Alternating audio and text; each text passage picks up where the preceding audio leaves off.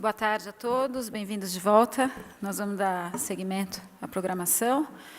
Agora à tarde teremos mais 3 apresentações e eu convido, então, para inaugurar essa mesa, o professor Jorge Lau. Ele é pesquisador em Arte e Arqueologia das Américas na Universidade Estadual de East Anglia, Reino Unido.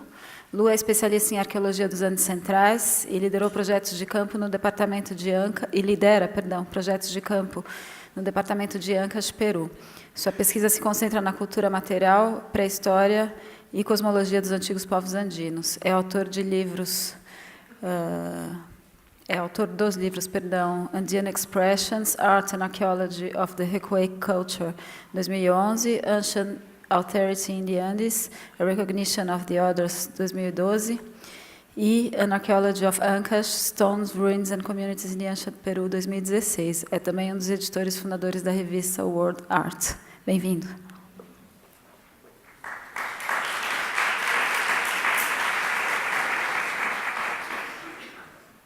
Great, thank you very much. I'm going to be speaking in English, and I hope it's going to be understandable for you. First of all, I'd like to thank the organizers of this wonderful seminar, especially Adriano Pedrosa, Andre Mesquita, as well as Marcia Arcuri.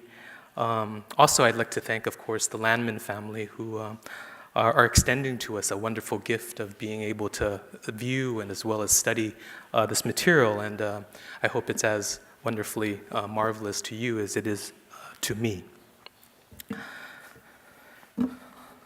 How does this work? When I first encountered the holdings of the Landmann collection, 2 observations immediately came to mind. I was first struck by the strong and diverse representation of cultures from the first millennium AD of the Central Andes. This included customary assets from the well-known coastal cultures of Moche and Nazca, known for the prolific production of pottery through which they lived and celebrated their respective worlds. But the collection also showed materials such as recuay and vicus and gallinazo materials, or veru materials, which are generally rarer in world collections and in museums. And so I got immediately very excited.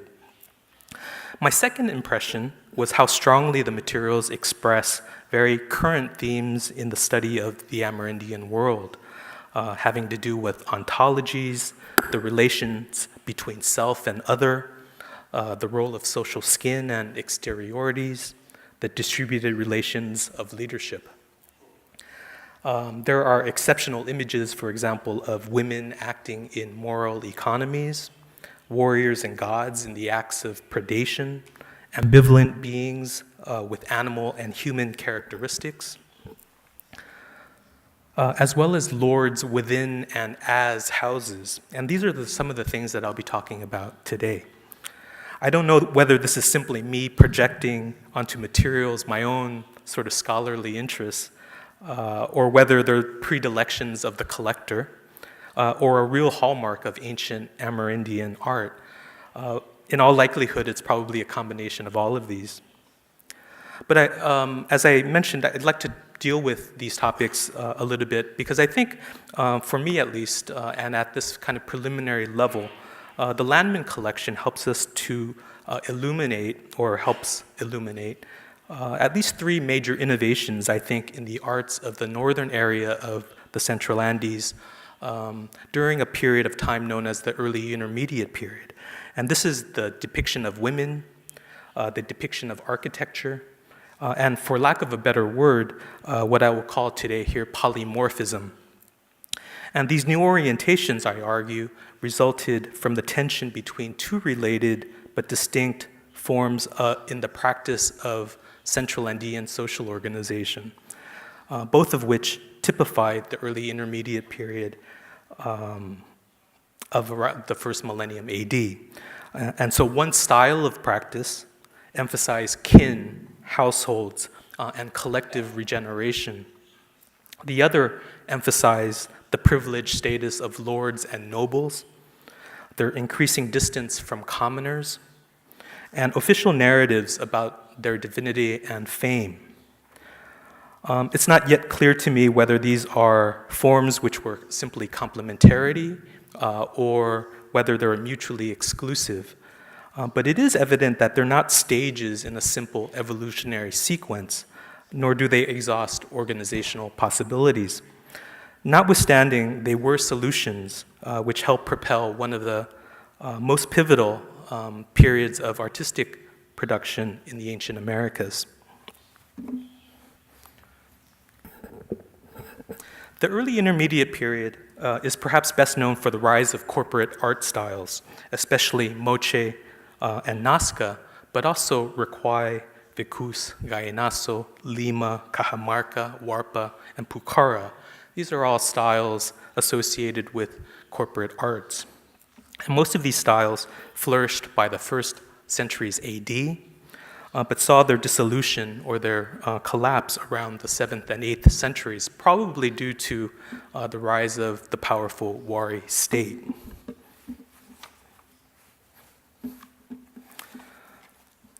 It's crucial to discuss what is meant by the notion of corporate art style, a term popularized in the 1990s.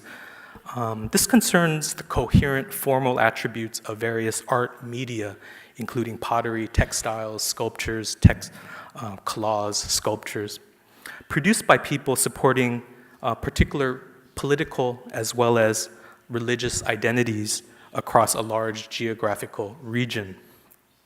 In the Central Andes, they're often associated with the rise of polities or ethnic groups.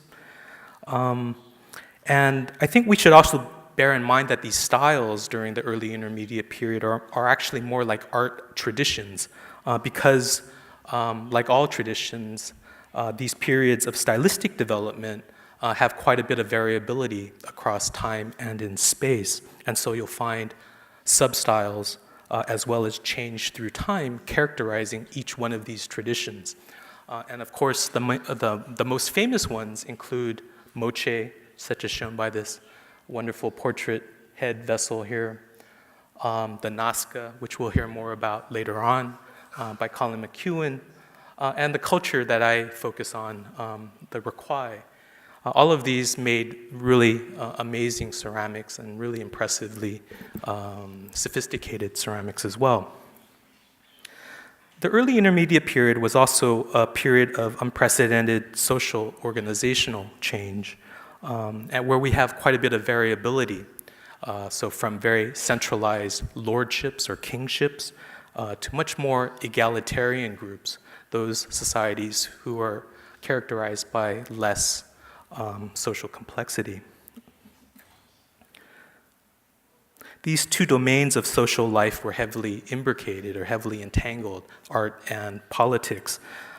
Times many arts could not exist without these social formations, including the rise of nobles and the context of craft production. And the social formations, of course, could not exist without its various corporate arts, which legitimated and reproduced the social group. And so the cultures of Recuay, moche, and Gallinazo are also notable for profound differences in their respective practices of social identity, most having to do with the identity of social distinctions in life and in the tomb. The rest of this paper focuses on the differences that can be seen in the imagery of the various fine ceramic vessels that we have here at the Landmann collection.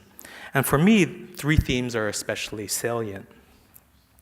The first concerns the innovations in the representations of female figures. While female anthropomorphic representations occurred before in Andean prehistory, it was really during the early intermediate period that we see a great increase in their frequency, as well as a diversification in the kinds of images that show women and their statuses. Both patterns are exemplified in the Moche archaeological record, where we have female supernaturals, divinities, as well as female sacrifices being portrayed. In addition, there are also many fine-line depictions of distinctly attired women robed in black who take part in temporal rituals, hunts, and sacrifices.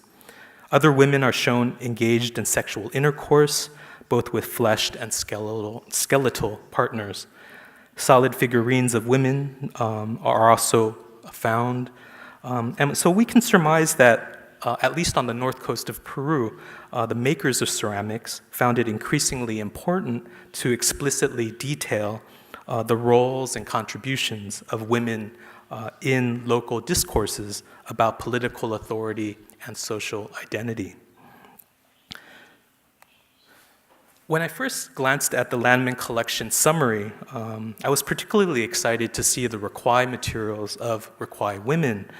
The Requai culture were a group that flourished not like the Moche on the coast of Peru, but in the highlands, based in the mountains, specifically of Ancash Department, Peru. Such vessels are quite rare in the archaeological record, and these are two exemplars of Requai elegance and expertise. As is common for Requai, these conveyed their forms and meanings in a real economy of effort. Here they juxtapose the familiar facts of and affects of real life, infants, and of music, while achieving an almost monumental, detached formality. The women are elaborately dressed and both feature distinctive hairstyles or a head covering and are nearly completely bundled with textiles, themselves completely covered over with very important Requai motifs and designs. Both of their waists are cinched with a wide belt, something we should all be familiar with, and these are also decorated with important decorative motifs. Their generous size, I think, doesn't indicate obesity as much as a real fullness and a capacity to contain. And of course, these vessels are to contain important liquids for libations and for offerings to other people. And so in this fullness and in this capacity, what they really do is nurture. Both women wear nail-head shawl pins, presumably to secure and elaborate, to secure the elaborate clothing which they're wearing. Both female figures feature blood-red faces, the common color of Requai nobility. And one also has painting underneath the mouth, white dotted in resist black. All of these features mark their special social standing, they're noble women, and delimited the key frontiers of the social self, that is to say, mouth, visage, and the torso. Just as important, they capture brilliantly, I think, the essence and the main aim of fancy Requai vessels. They allowed for the flows of reciprocity. Both the vessel and the depiction concern giving and receiving, where social relations are stylized through flows, through liquid, and through their symbolism. Most Requai pots show, on the other hand, chiefly males, that there's at least one in the collection that I'm showing here on the right side. And these forms make it pretty clear that the central personage, or the depicted image, is seen as both a generous container as well as a pourer and a giver. In doing so, the actions and the depictions mediate the moral economy of authority, their identities, roles, and statuses. What they hold is also interesting, for they were tokens of Requai personhood. A male chief or a lord will tend to hold weapons and a shield, or occasionally a flute. And you can see the weapons being held, as well as a shield, as well as a club. Women, on the other hand, and I think it's the next slide, just to return to the vessels that we've already shown, these must be the key attributes of femaleness for these occasions. They hold an infant or a hand drum. Because such vessels are almost always found in the context of burial chambers or in shaft tombs, what the women hold make the metaphor of flow and again, the redistribution of vitality even more salient.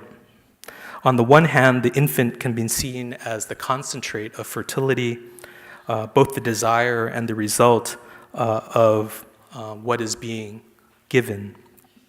On the other, the drum is the quintessential sonic accessory of Andean ritual.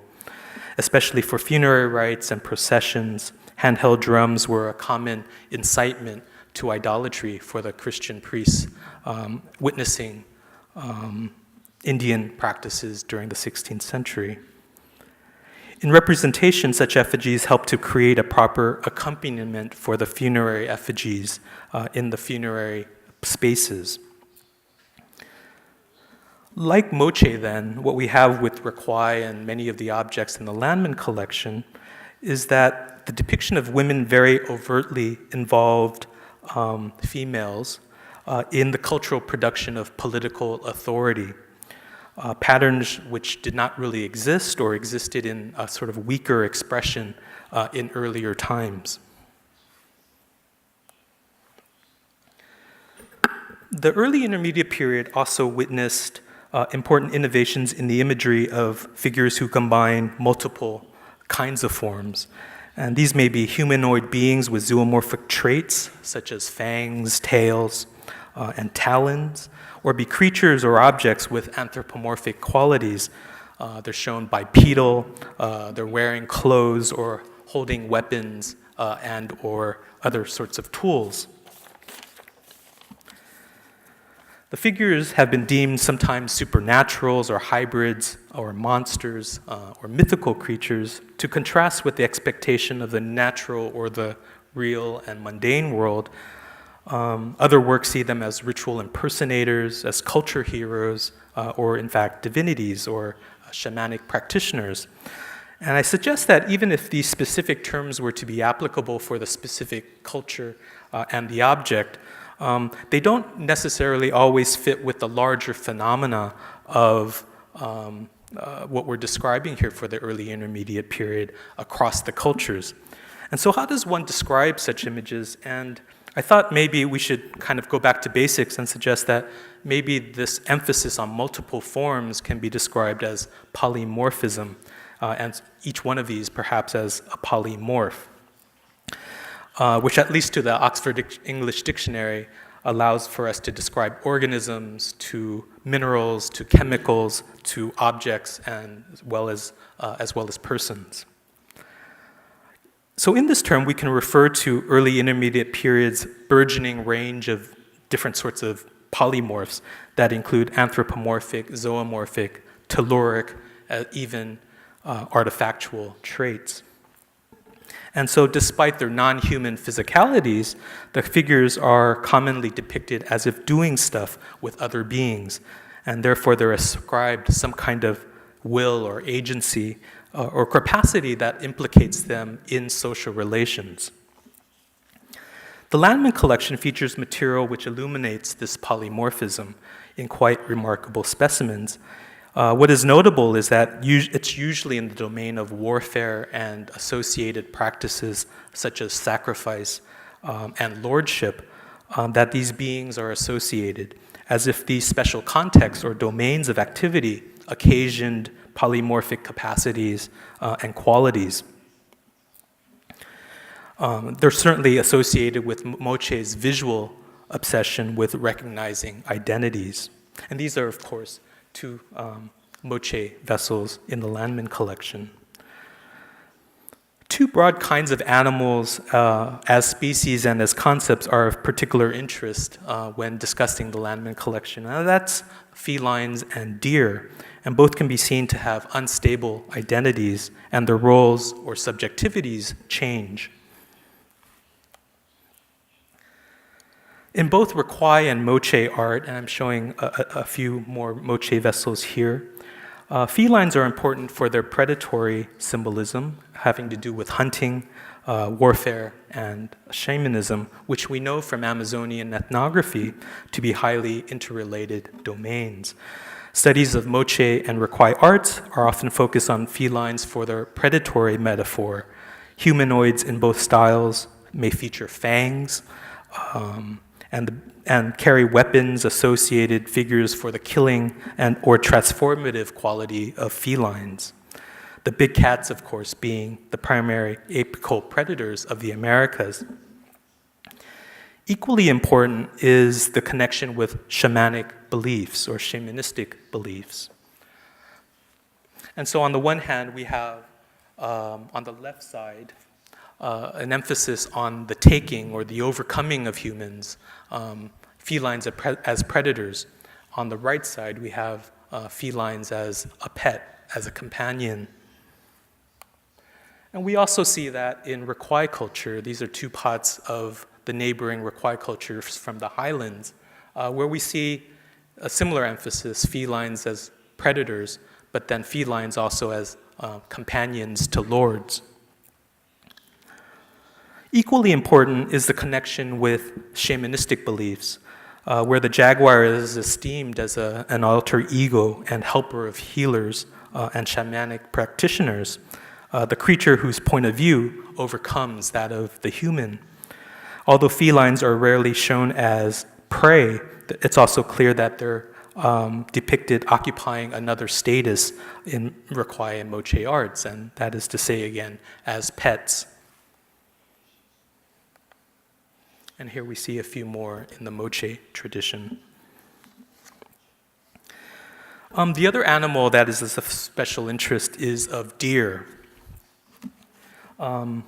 There are naturalistic depictions of deer in the Landmann collection, both painted and in modeled form. They may be shown in lying down in repose or shown in the process of being hunted by Moche warrior-like figures with nets, clubs, and spear throwers.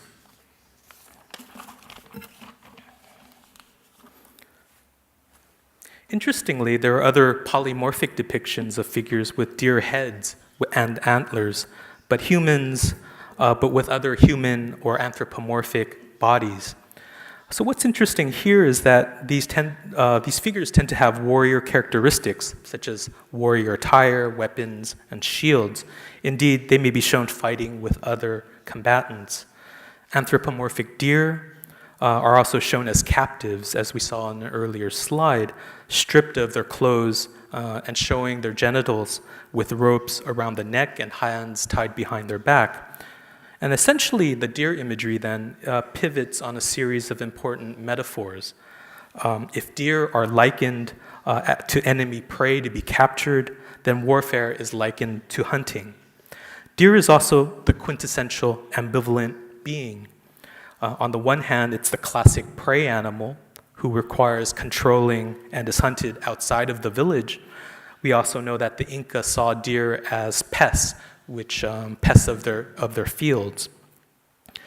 On the other, deer are also seen to be kind of like enemies, stealthy, fast, a quintessential enemy.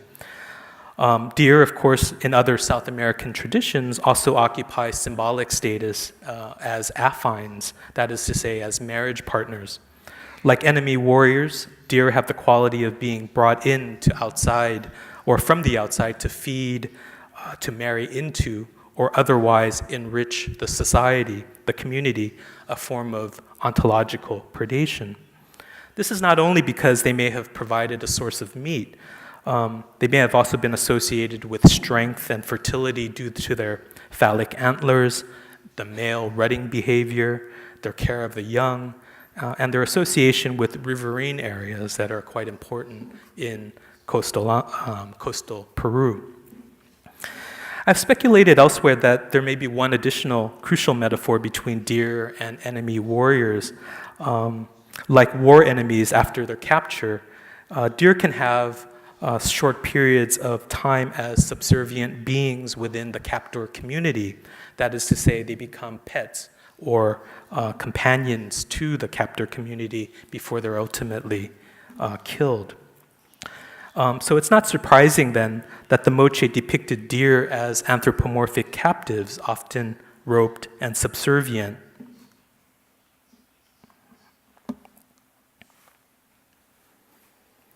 And here we have a few of the images that show deer hunting as well as deer captives. The roles of animal and subjectivity in the elite identity process also featured in Rakwai culture, but the bases for identification were somewhat different. The creature of choice for leadership display, of course, wasn't deer or of human captives, but rather of camelids, llamas, and alpacas. Camelids were the locus of cultural and value creation.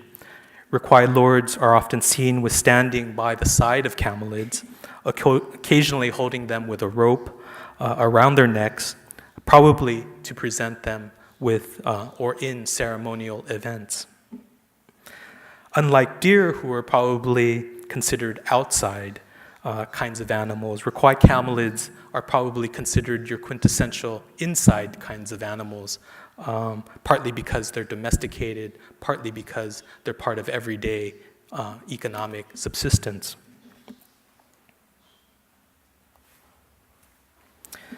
My final section explores another co-development during the period, a co-development that combines, that's shared by Moche, Requai, and Gallinazo peoples. And that is to say the close visual relationships between buildings, or sometimes we call them house effigies, and the people who are seen to be housed within them. They present key social practices within architectural spaces while portraying humans and built environments as symbolic wholes.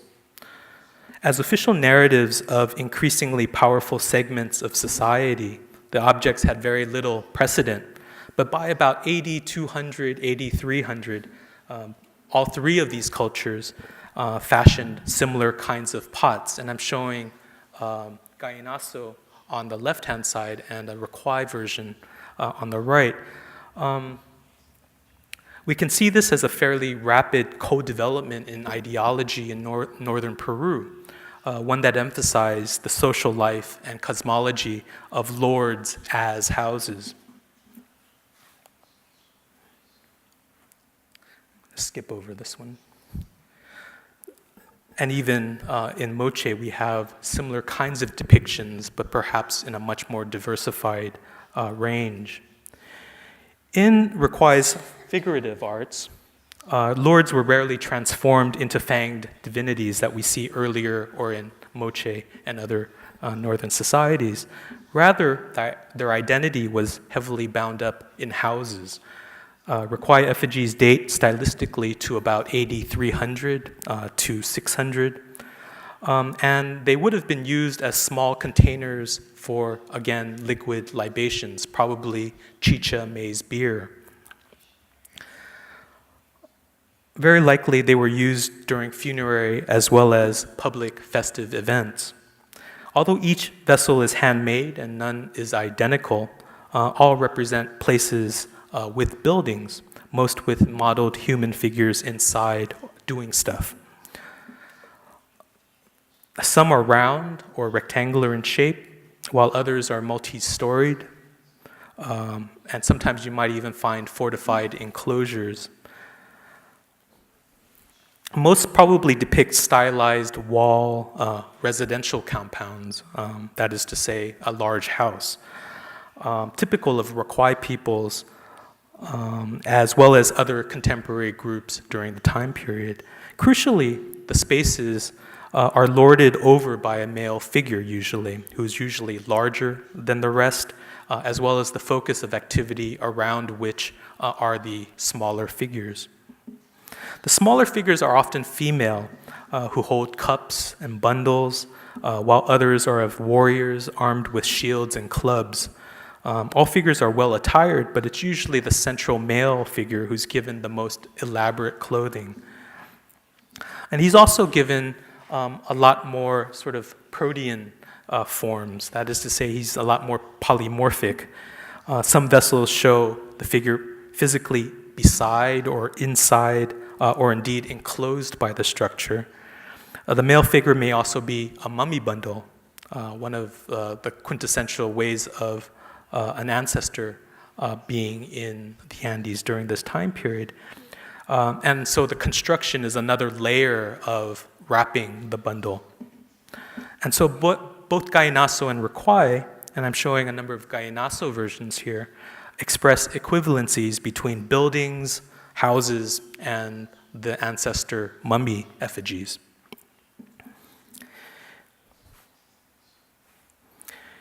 In others, potters developed or depicted the chiefly figure as the building.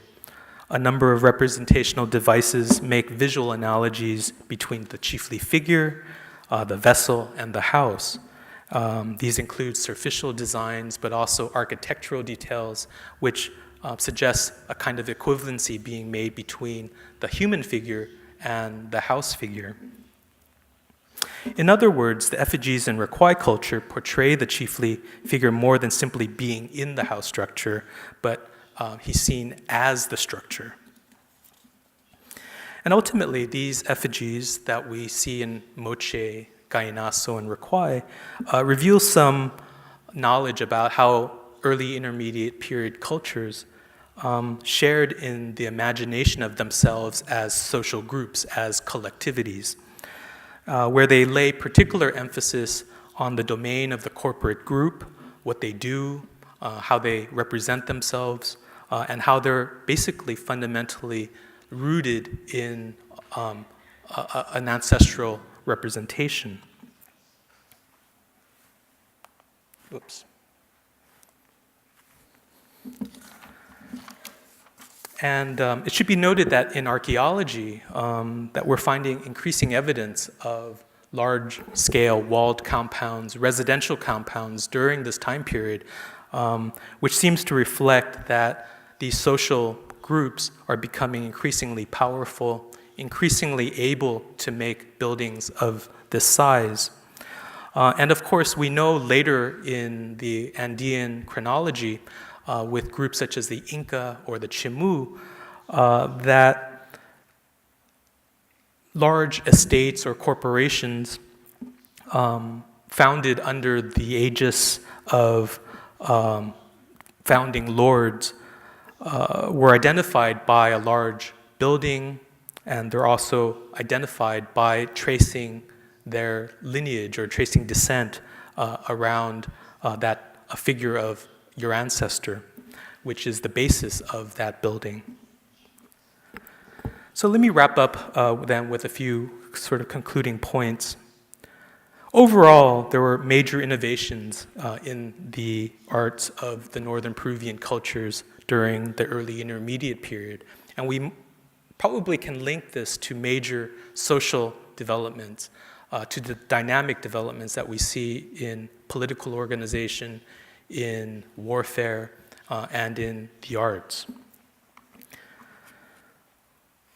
The arts fed directly into this time period, specifically as products of political and religious concerns, which actively worked to embody and orient social relations. The surge in images of women and female figures occurred at the same time that political systems expressly involved more abundant and increasingly powerful families. The different kinds of polymorphic figures in early intermediate period art also seem related to the performance of social differentiation. The arts became the requisite clothing and regalia of people and elites who claimed association with divinities. The production of multiple forms helped to extend and disseminate the mythic content of their narrative. House effigies, or the house representations, are or were a special symbolic domain where leadership, collectivity, and aesthetics all converged. And we see strong equivalencies made between house forms and leader forms.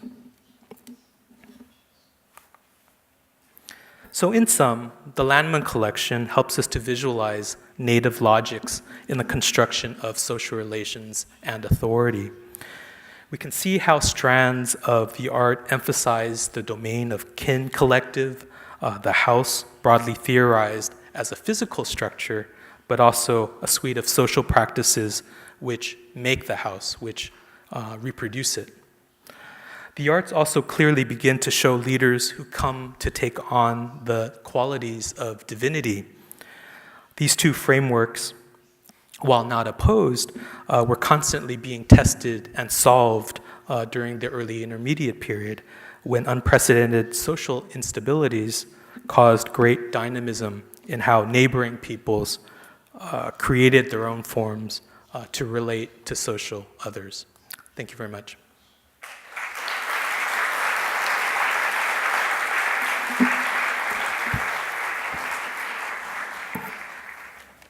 Eu gostaria, então, de chamar o Marcos Martião Torres, já agradecendo uma viagem muito rápida a São Paulo.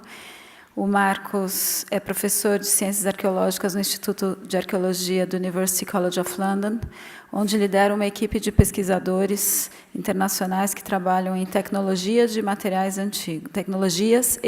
antigos.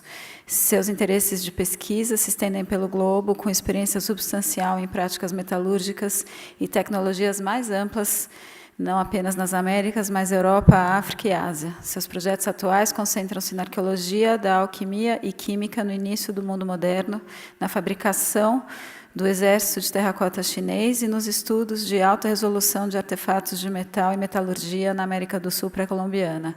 É o autor de mais de 100 publicações em várias línguas e realizou mais de 100 palestras em cerca de 20 países. Muito obrigada.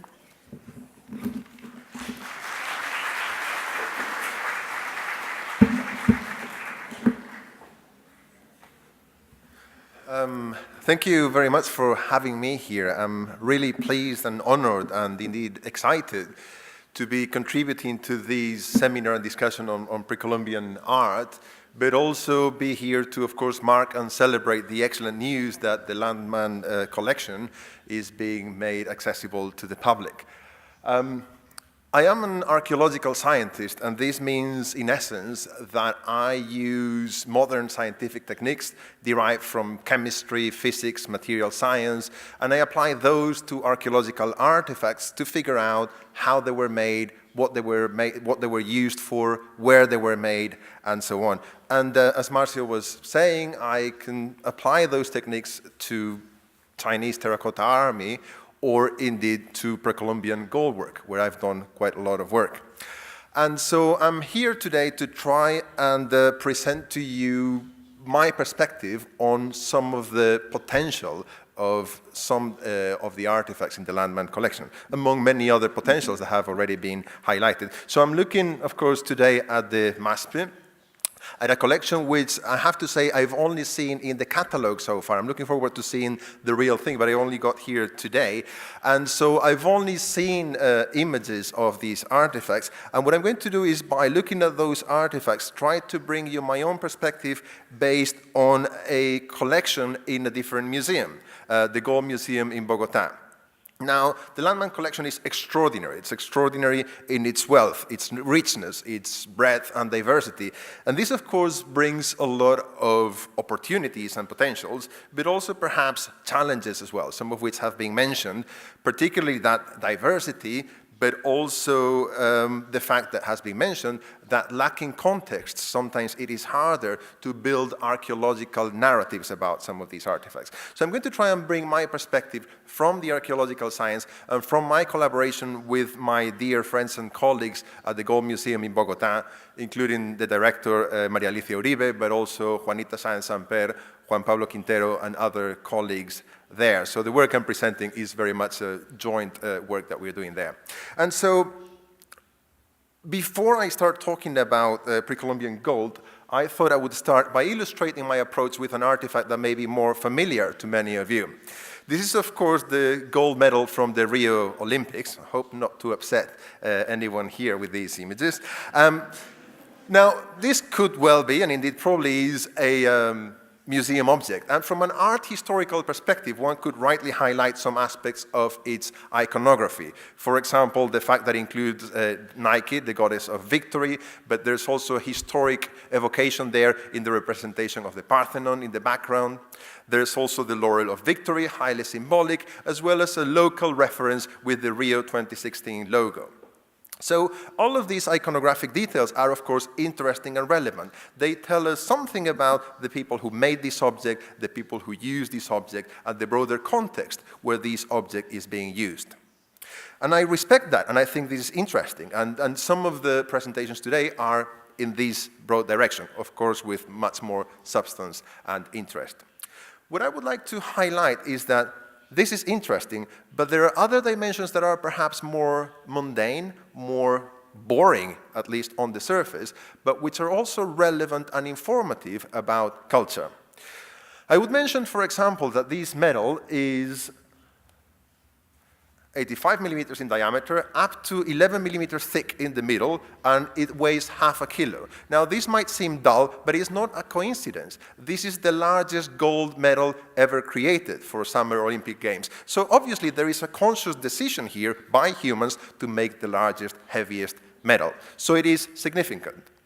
Just as it is significant that it was made by the lost wax casting technique, a technique that we will discuss later, that basically allows you a great deal of versatility in creating metal objects of any shape. Equally, you may or may not know that this medal, we call it a gold medal, but it is a silver medal rather, with simply 6 grams of gold on the surface. 1.35% of the gold medal is made of gold. Why? Well, gold is expensive, we want to maximize the golden appearance but minimize the expenditure, and it is 6 grams precisely because the International Olympic Committee dictates that this is the minimum threshold for a gold medal to be called a gold medal. So I hope you get what I'm trying to say, that these material and technological aspects talk about individual choices, but also broader social constraints and demands that we can reveal through the study of these artifacts. We could even go deeper through materials science and reveal things such as, this is the most sustainable gold medal.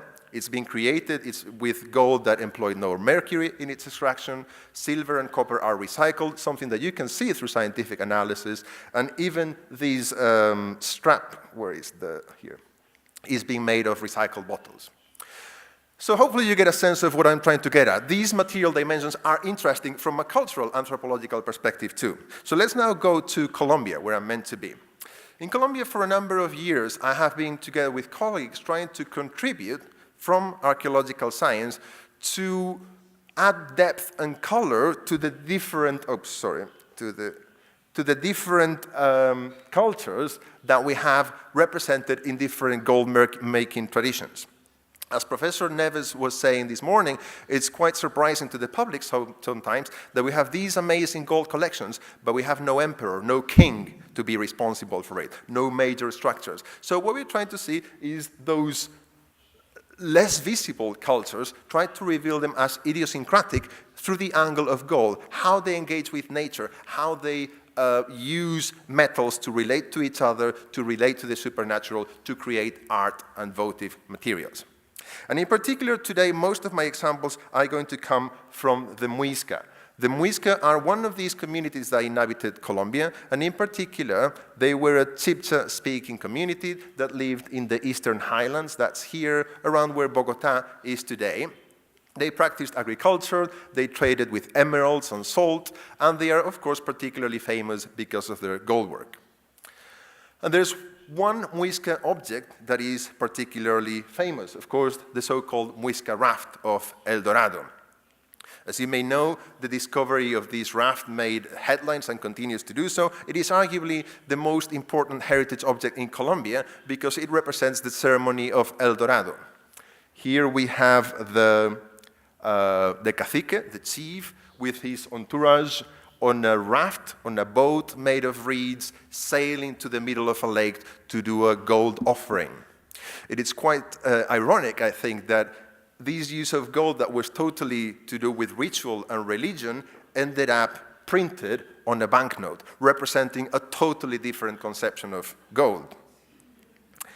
Be that as it may, if we look at this person, we recognize El Dorado. Now, El Dorado today is something that a lot of people relate to a place that we all try to find that is full of gold. In its origins, however, El Dorado was not a place, but it was a person. It was that man, the cacique, who's, by the way, wearing a nose ring very similar to one in the Landmann collection here. The cacique in this particular ceremony was coated with a sticky substance and then sprinkled with gold so that he would become the golden one, El Dorado. After that, he would embark on a boat, on a raft, and sail into the middle of this sacred lake where he would make this gold offering. So this is the actual origin of the Europeans getting wind of this ritual, of this story, and then trying to find that lake, and therefore El Dorado becoming a place rather than a person. Now, all of this is, of course, the iconographic interesting story. But there is also material and technological aspects that I would like to highlight on this raft. Let's look at these characters here to illustrate those points. You will see that it's a very interesting small character. It's about this size, I should say. They are very good pictures of very small artifacts. But you can see, for example, he's got his headdress, but one feather has fallen down, and nobody seems to have fixed that. Also, as you can see, everything looks quite dirty. There is a lot of charcoal that nobody has cleaned, stuck on various cracks and crevices. You can also see these big wires going from the shoulder to the feet. Those are not the arms are against his chest, but you can see those wires there. Those wires are actually the feeders, the channels through which the metal run when this was cast, which nobody has bothered removing. So it looks like a highly symbolic object, but one that is not finished properly, perhaps. There is actually a broader set of artifacts that will show the same features. These seemingly unfinished Muisca objects, because a lot of the Muisca objects are in the form of votive religious offerings that appear in groups. And our study of Muisca votive offerings has revealed quite a few interesting features that are idiosyncratic to the way the Muisca deal with their gold. And this is what I will try to illustrate in my presentation, what we can find out about the Muisca, and therefore how we could apply these or contrast it against the very interesting Muisca objects in the Landmann collection, and also, of course, how we could do similar things to metal objects from other cultures and develop interesting cross-cultural comparisons.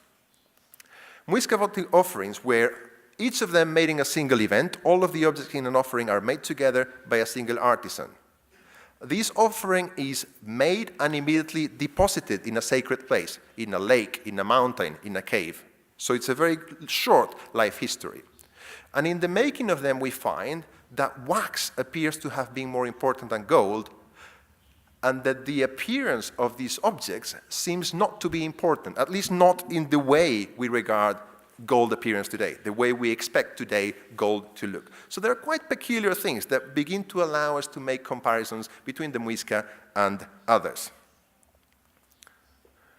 These are some of the hundreds of Muisca tunjos known around the world. These are the typical Muisca votive offerings. They are, I remind you, rather small, typically smaller than my hand, maybe like my finger in size. And they are these stylized figurines, many times anthropomorphic, though not always, that show you different characters, such as a mother with a baby here, or here a warrior coming back from battle carrying a trophy head. Now, there's quite a few of these also in the Landmann collection, which we should, of course, integrate in our studies. And I've only had access to a few pictures of them. I'll try to say a few things about them later, but just to highlight that we can begin to see synergies between both collections and those in other museums. When we look at these objects, I need to emphasize we need to think about wax. Every one of these objects started their life as beeswax, because in order to make them, they all had to be modeled first in wax. So the Muisca artisan would first start with beeswax, which is quite malleable, so you create the shape of the figurine you want to create.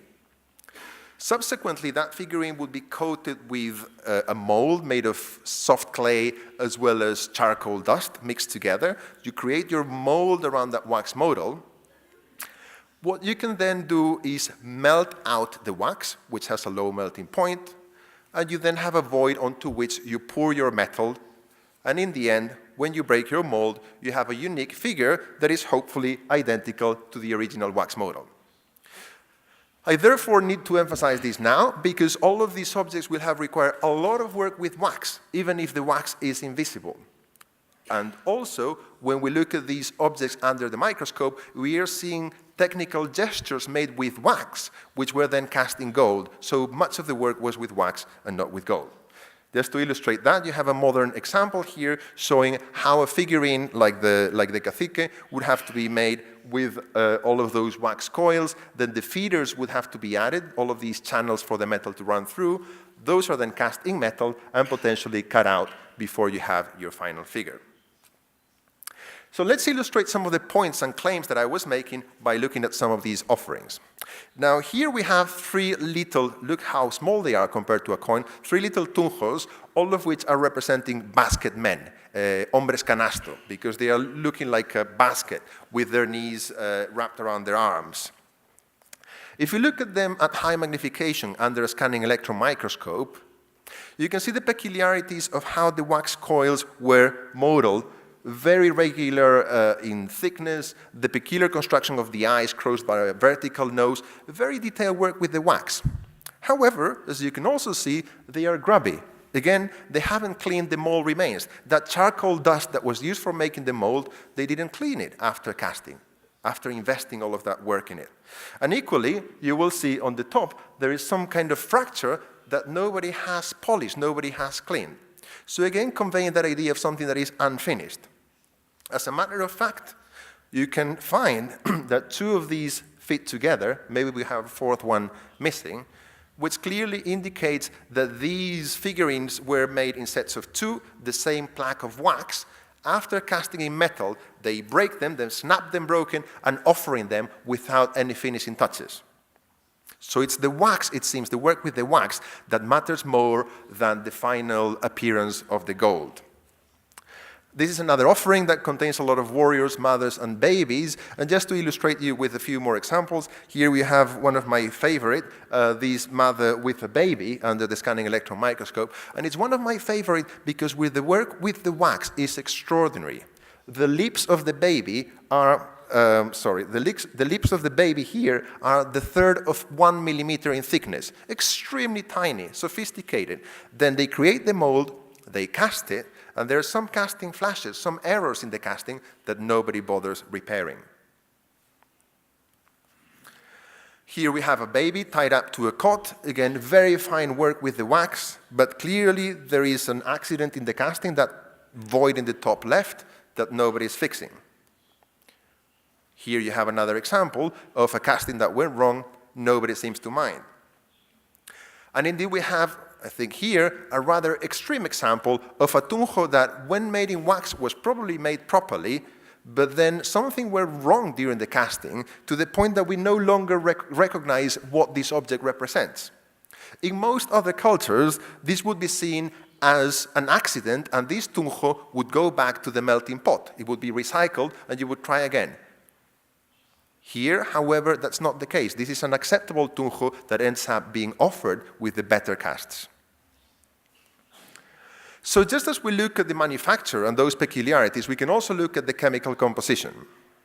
In this diagram, we have plotted the composition of a few offerings made of tunjos, and basically, in essence, all of these are made primarily of gold, silver, and copper, and depending on where they plot in the triangle, that will reflect how much gold, silver, copper they have. So if they plot here, they have a lot of gold, here they have a lot of copper, a lot of silver, or somewhere in between.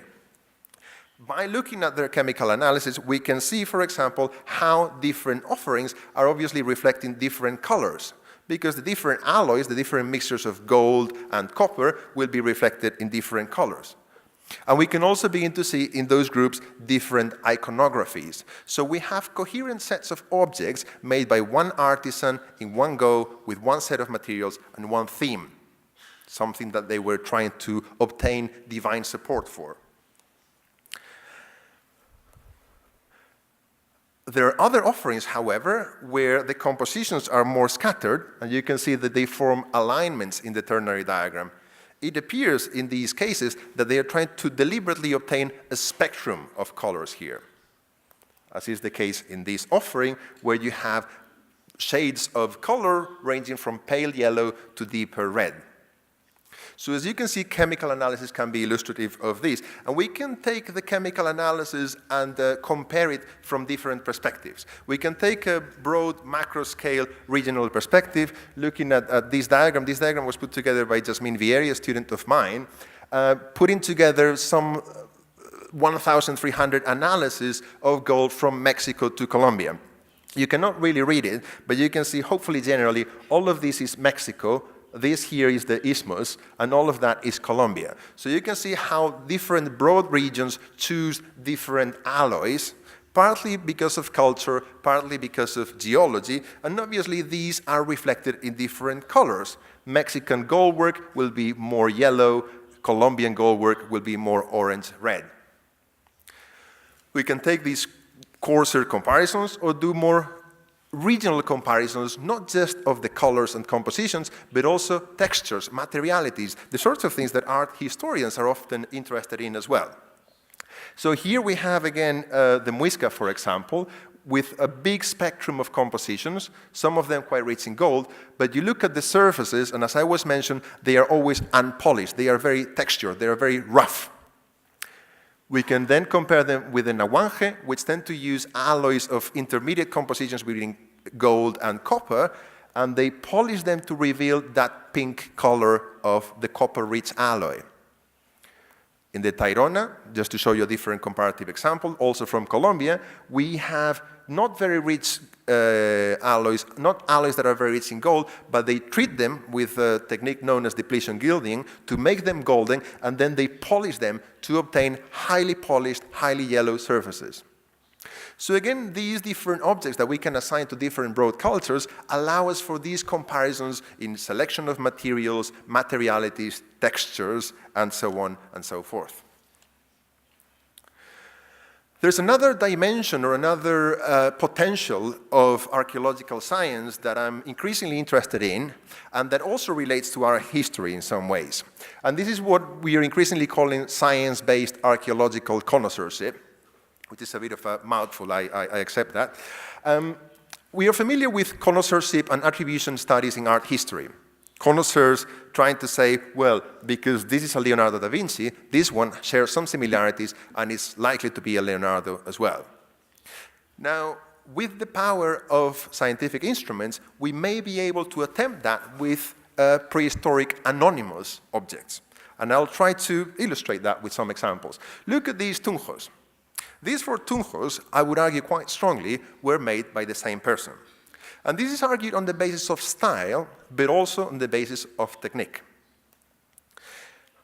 Here we are looking at the chemical composition, if you like, the geochemical fingerprint for a range of tunjos. And you can see, so basically, these are the trace elements, the small impurities in the metal that depend on where the metal was mined from. And you can see that all four tunjos share a geochemical signature. They are made of metal from the same place. But also, you look at them under the scanning electron microscope and you find idiosyncratic technical details. All of them were cast upside down, as seen in these features there, and all of them have this very peculiar staple connecting the head with the torso, which was made with wax, then cast in metal. This, I would argue, is the secret, the technique of a particular artisan. This is hard to imitate because we're talking about extremely small objects, so this is hardly visible under naked eye. And these objects will be hardly visible anyway because they are made and offered immediately afterwards.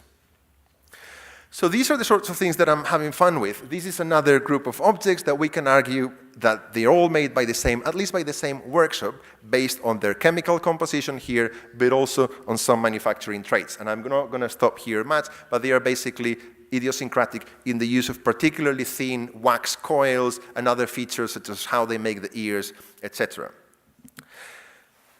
But I wouldn't want to take all of the time looking at these objects. I wanted to take a couple of minutes also to begin to play this game, if you like, with some of the Landmann collections. But of course, bearing in mind that I only have very good pictures and I haven't yet had the chance to put these under a microscope to do chemical analysis, as I very much hope to do at some point. But this is one of the tunjos from the collection here. And you might be tempted, for example, to compare it to this object at the Museo del Oro.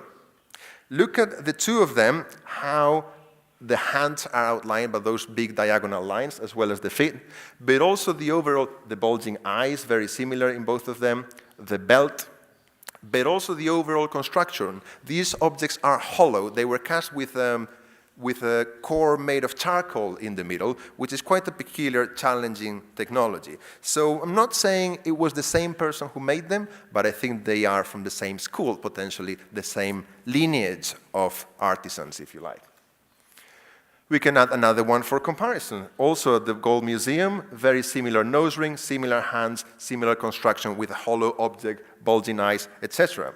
And these we can in turn compare to another one, which begins to be slightly different, but still shows very peculiar features. Look again at the way in which the hands are outlined. Look at the eyes. Look at the necklace of this object, and now look at the necklace of this other object also in the MASP Landmann collection. So I'm not saying conclusively that this is the case, but I'm hopefully hinting at the sorts of things that might be worth investigating in more detail, because we can then map different workshops, different technological traditions, and begin to see how they may have interacted with each other, or even how they may have evolved over time. We may even be able to begin to discuss whether artisans were itinerant, and other questions that we can discuss later. Let me show you another example with very poor pictures, unfortunately, but you can hopefully appreciate how these two tunjos are very, very similar. Same construction of the headdress with two horizontal lines, same spiral ears, same spearhead, same position of the arms, same nipples, etc., etc. In other cases, you don't have the entire object being the same, but aspects of their construction being remarkably similar, like a range of tunjos that are made of these overlapping triangles. So these are the sort of traits, as well as others that you only see under a microscope, that may begin to reveal artisans who learn from other artisans in direct contact.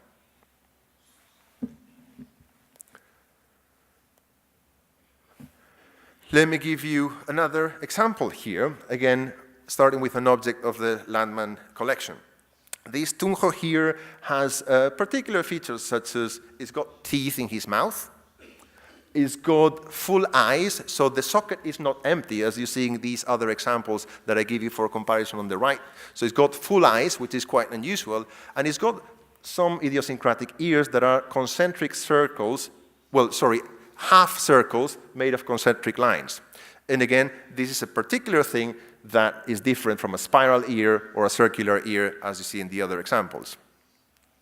Now compare this tunjo to this other tunjo at the Met in New York. Same type of eyes, same type of ears, same type of mouth full of teeth. And yet compare it to this other one at the Art Institute in Chicago. Again, you have the same type of eyes, the same type of ears, and the same type of mouth. And we can bring in another object from the MASP Landmann collection, which is not exactly the same. The mouth is different, but it evokes the other ones, again, in the way the ears and the eyes are being constructed. So I'm not going as far as saying all of these were made by the same person, but I would argue they all derive from the same lineage of artifacts, of artisans.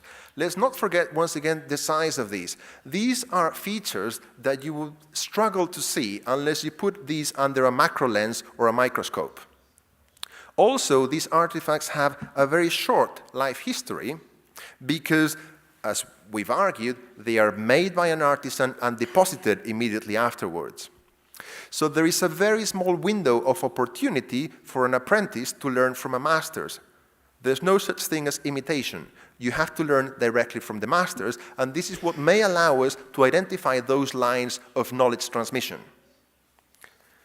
And to make it, to add something to the sorts of things we can discover, we can also see features such as all of these tunjos here, which appear to have peculiar wires at their feet, and cones and balls, as you can see. Now, what all of these are showing is the same kind of unfinished feature that we were talking about before. We can illustrate that if we turn this over with all due permission, and you will see immediately how well it compares to the illustration I was providing at the beginning. So this ball that we see at the feet of the tunjo is the metal reservoir from the casting. The tunjo should have been cut halfway here at his feet. However, they haven't bothered finishing it because the cultural constraint is such that this is how you offer your tunjos. And there's one last thing, or at least one more thing, that we can highlight in terms of potential for scientific analysis. And this is the fact that we can date these artifacts. One of the major challenges, as you know, with uncontextualized collections is telling what their date is. But because the Muisca were so grubby, because they left all of this charcoal on the surface or in the core of the tunjos, we can extract samples of charcoal and date them by C14. We have done that with the Muisca raft. We have done that with a good number of tunjos, and it works. So now we can not only identify technological traditions, but we can potentially date them, see how they evolve over time, and potentially map them in space, as far as allowed by context knowledge, of course. And so with these arguably beautiful images that we generate and chemical data that allow us to see individual details of how each of these artifacts were constructed, we can, of course, also bring new types of information, not only to researchers, but also to the public. And this morning we were talking about some of the many dimensions that museums should cater for, some of the many functions of archaeological collections in museums. And I would like to make a claim for yet another use or another potential angle. A few years ago, we organized at the Gold Museum an exhibition based on the work I have just presented, and it attracted over 100,000 visitors. Many of them came not because of the archaeology, or at least not initially because of the archaeology, but because of the science. So we attracted a different type of audience. The exhibition was organized with these tiny tunjos, but people had magnifying glasses to look at those details, and then we had massive blown-out big pictures under the microscope with our very notes from our notebooks, just showing the process of exploration and the scientific techniques that we were employing to do that. And as I said, it's not an alternative, but it's a complementary form of presenting this to the public. So what can I say to summarize and give you a break from me? What can we offer from an archaeological science perspective to the study of museum collections? Well, as I have hopefully illustrated with the case of the Muisca, but indeed applicable to any other culture or material culture category, science can help us understand material selections, technologies, colors, and textures. It may also help us assign works to individual artists, giving them credit for what they did, identifying schools and their evolution, and also indeed providing chronologies that we're also often lacking. In addressing all of these research questions, we will also be inevitably integrating this collection with other collections, which is, of course, something we should be doing, which again has been mentioned this morning. And finally, the use of science in archaeology and in collections, again, opens up new possibilities to engage with a different type of public, or at least the same type of public, but from a different perspective.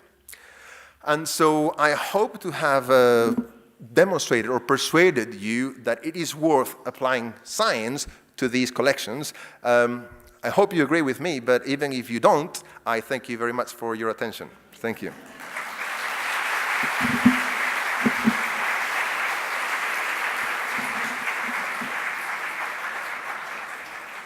Muito obrigada, Marcos Martinho Torres. Muito interessante. Tenho certeza que teremos um debate fantástico. E queria já puxar, levantar a bola da importância que não só a comunicação dele, mas dos outros conferencistas traz, confere as possibilidades, o potencial de trabalhar essa coleção em comparação com outras coleções, em comparação com várias áreas da ciência, que, como já foi dito, a arqueologia, ela, por natureza, é bastante interdisciplinar e a gente trabalha coletivamente. Essa é daí a ideia da co-curadoria. Eu espero que a gente tenha uma expectativa que esses palestrantes sejam nossos parceiros nessa trajetória que apenas se inicia. Eu gostaria, então, de chamar para brindar-nos com a última fala o Colin McEwan, que é diretor de estudos pré-colombianos da Coleção Biblioteca da Barton Oaks em Washington, especializou-se em arte e arqueologia das Américas pré-colombianas e realizou trabalhos de campo em locais como as Terras Altas do Peru, da Amazônia colombiana, litoral do Equador e Patagônia. De 79 a 1991, dirigiu o projeto arqueológico Água Blanca, focado em um importante assentamento mantenho no Parque Nacional Matilía, no litoral do Equador. Foi chefe da seção de Américas no Museu Britânico em Londres, onde foi autor e coeditor, entre outros livros, de Ancient Mexican in British Museum, 94, Pre-Columbian Gold Technology Style and Iconography, 2000, Unknown Amazon Culture in Nature and Ancient Brazil, publicado em 2001, Inca Sacred Space Landscape, Site and Symbol in the Andes, 2014, e, acima de tudo, eu queria fazer um agradecimento especial em todo o espaço que me foi conferido na minha formação e a generosidade com que o Colin, ao longo de décadas já, me acolheu e me ensinou. Eu devo muito a ele e é muito emocionante tê-lo aqui encerrando as falas de hoje.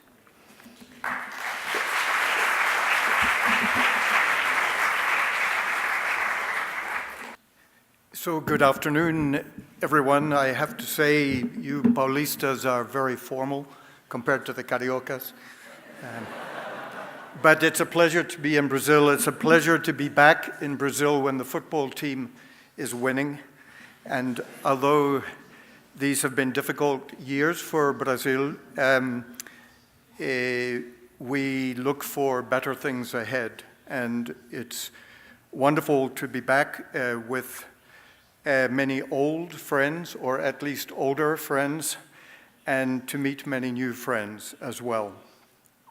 In particular, I want to thank André Mesquita and Luisa Proenza for the organization, the invitation to come, to Marcia, who is always catalyzing things, to my colleagues who have already presented today, and from whom I've already learned a lot, and not least to all of you in the audience. We are here for you. So now we turn to the South Coast. We've been concentrating with George Lau on the cultures of the North. Not all of them are represented in this particular map, but we're turning to the south coast of Peru, to Paracas and Nazca. And the main thing to emphasize at the outset, that these are really contemporary cultural developments, approximately between the same time period, and enduring for centuries. Really almost 1,000 years, at least 800 years, with extraordinary technological developments and aesthetic developments in both these areas. We've learned a little bit about the moche vessels, their distinctive stirrup spouts, and their very figurative graphic style of art that to Westernize is easier of access visually, at least compared to Nazca culture on the south coast. Although penetrating the iconography of each, there are many commonalities. There are many themes in common that both styles address, and that have yet also to be discovered and completely understood. And that process of penetrating these visual conventions from a different time and a different place, complementing the archaeological science that we've learned about, supported by the contextualized information that comes from excavation. But these visual systems also challenge us to use the words of John Berger, to new ways of seeing, to really set aside our preconceptions and to try and understand a different visual logic. So inherently, this material is something that finally finds its place, the Landmann collection here in MASP. It challenges artists, it challenges art historians, archaeologists, philosophers even, to rethink the world afresh through other eyes. Now, this is the most austere and forbidding of desert environments along the whole coast of Peru and indeed down to Chile. This view is from the Paracas Peninsula, and it reminds us of not only the lineaments, the topography of this austere desert landscape, but what it means to work with materials to achieve a kind of alchemy that is on a par with medieval alchemical attempts to transform the world, to draw color out from materials that are hidden, to weave, to sing, to paint, and to integrate your perceptions and experience of the world, and to leave a visual record of this. It's a privilege and a huge challenge to try and penetrate this world. I remember once traveling off the Paracas Peninsula and having an extraordinary experience looking over the side of the vessel that I was traveling on. The sea began to turn blood red in front of my eyes. These were algae blooming, billions and billions of organisms that were transforming the sea into a different substance. It made me go through a mental shift to even think that such a thing was possible. The Red Sea in the Pacific. So, in the course of these many centuries of cultural developments, and here in this talk I will focus mostly on Nazca, not just on Paracas, really for limitations of time, we see an extraordinary technical mastery of very selected media. The one media that endures perhaps above all others for archaeologists is, of course, ceramics, not forgetting metals or textiles, and that is what constitutes the majority of the museum collections that we work with. And I'm contrasting these two images, the first because the rather austere palette here and the motif of the fish recognizes the fundamental interrelatedness and dependency of terrestrial resources with those of the littoral, of the sea. And at the same time, with technological developments that created for Nazca a palette of at least a dozen and perhaps many more colors. My favorite color in Nazca pottery is a kind of iridescent pink.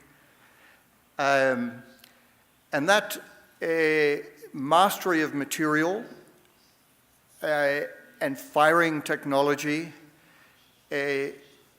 resulted in a manifest complexity, increasing complexity in the visual representations that we see in the art.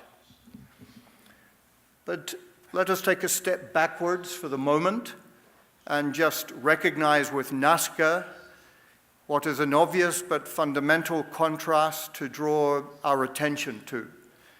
First of all, the very narrow, fertile river valleys that depend on water that comes directly through the river course from the highlands and fluctuates in the course of the year, but water that also emerges from hidden aquifers to feed the irrigation systems that nourish and sustain all life.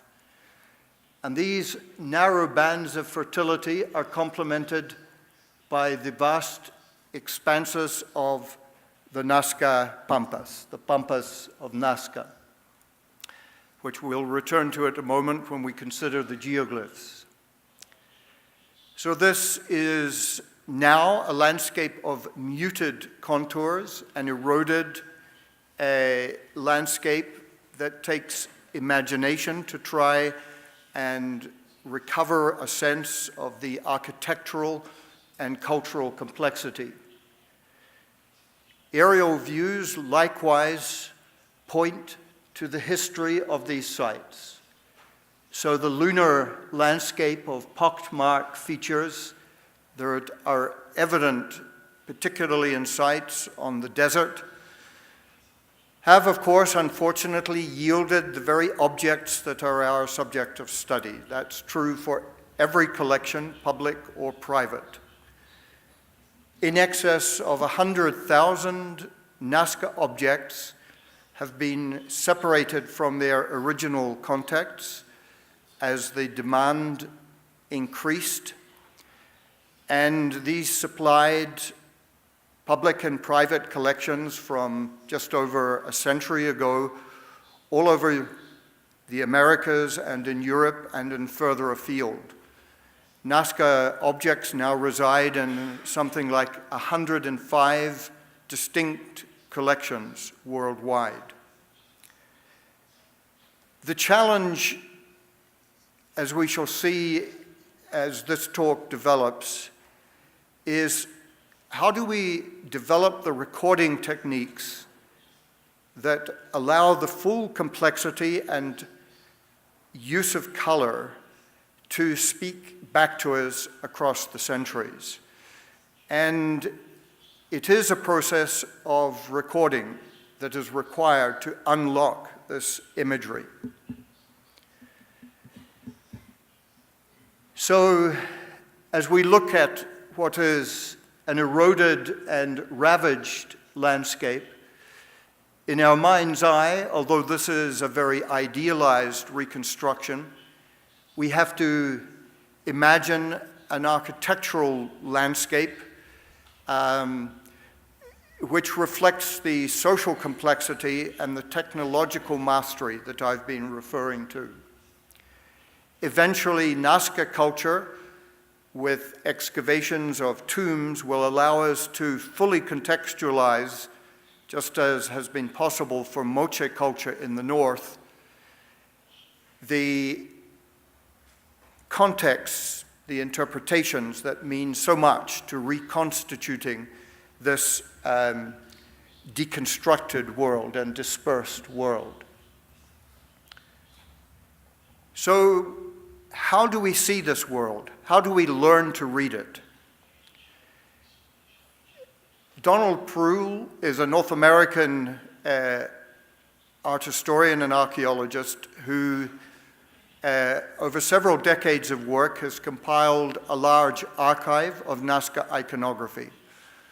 And in his publication, A Source Book of Nazca Ceramic Iconography, he features a large ceramic drum here. There are myriad details in this hugely complex scene. One recognizes, for example, here the famed trophy heads suspended on a cord. Your eye can also pick out gold diadems of different forms and sizes. In this case, on this figure facing upward. In this one here, and a central figure along with a gold face mask on facing towards us.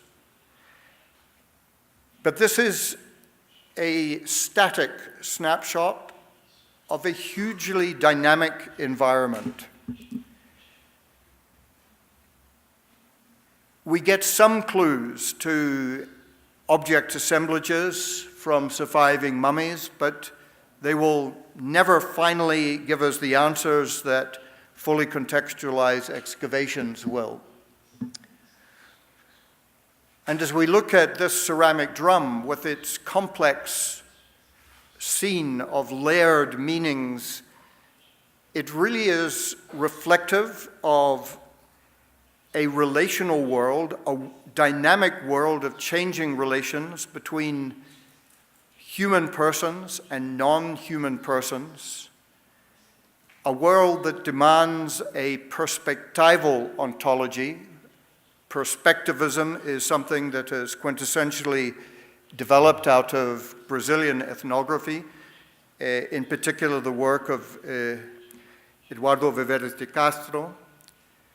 And if ever a pre-Columbian cosmology demanded this kind of approach, it's evident here in the complexity of Nazca iconography. There is nothing that is unconnected to anything else. There is an implicit hierarchy, but there's also an implicit set of dynamic relations that has yet to be fully decoded.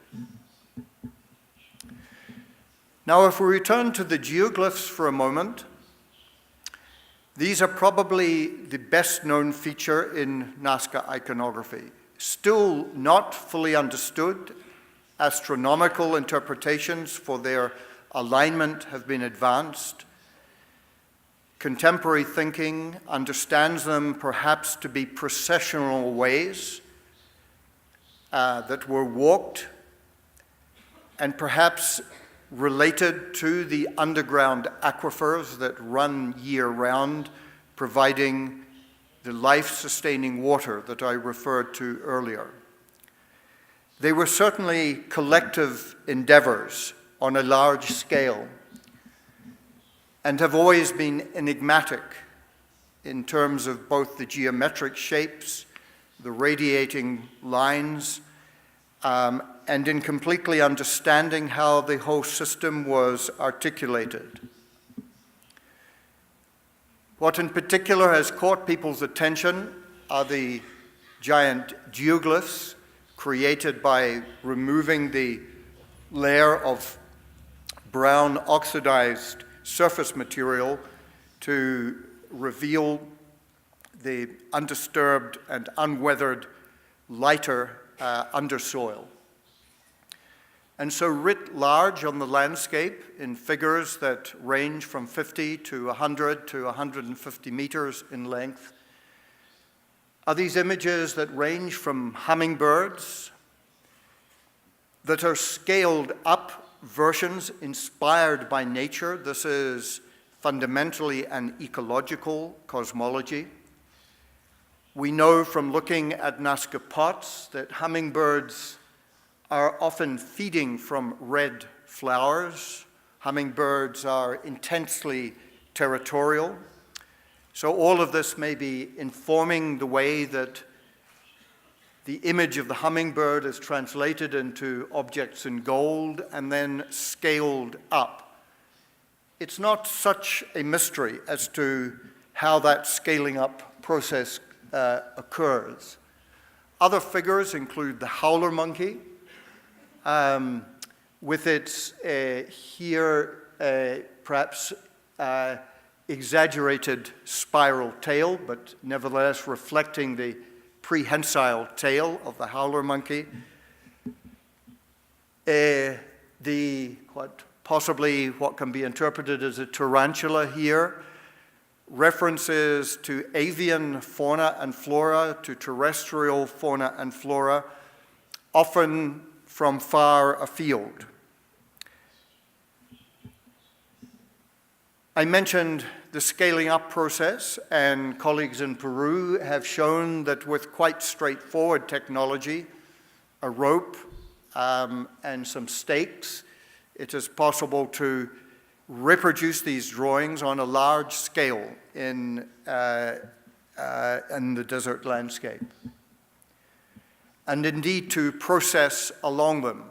They are probably best experienced by walking the outlines of both the abstract forms, the spiral forms, as well as the geoglyphs. The image on the right is of one of the geoglyphs lit up at night, and the image on the left is of the spiral entrance to the subterranean system of irrigation and water management that exists many meters beneath the desert surface. An allusion perhaps to going to these hidden sources of water and of life itself.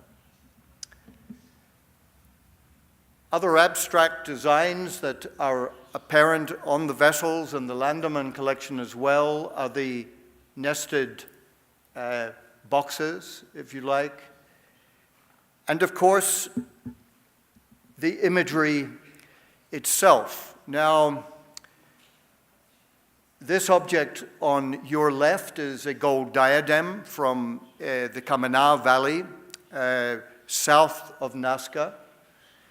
The drawing on the right is a little difficult to pick out, but what it shows is the frontal image of a bearded deity with its hands upraised.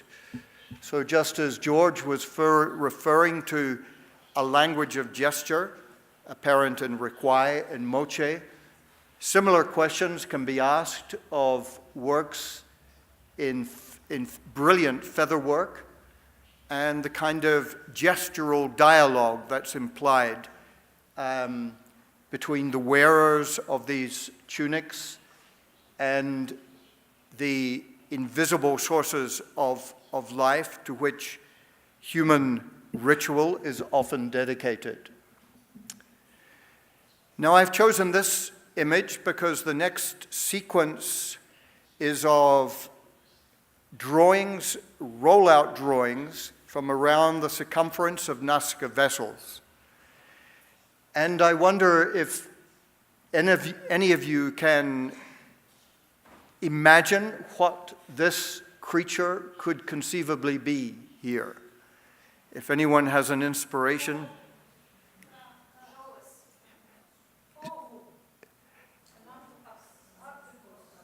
An octopus.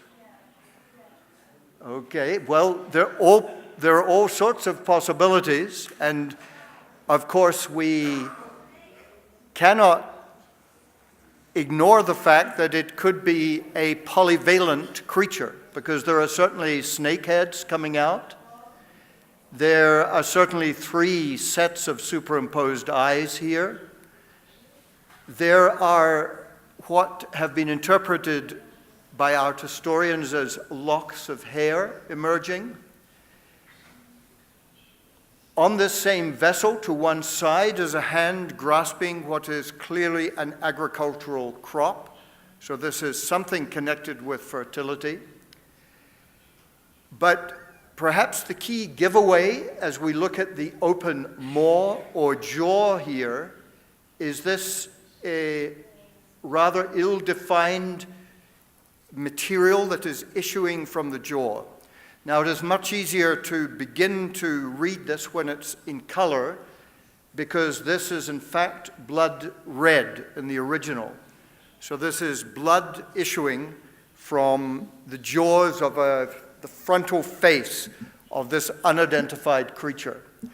So let me try and take you through a visual argument to give an example of the way that we need to be led by the visual logic that is articulated in the iconography of the culture itself.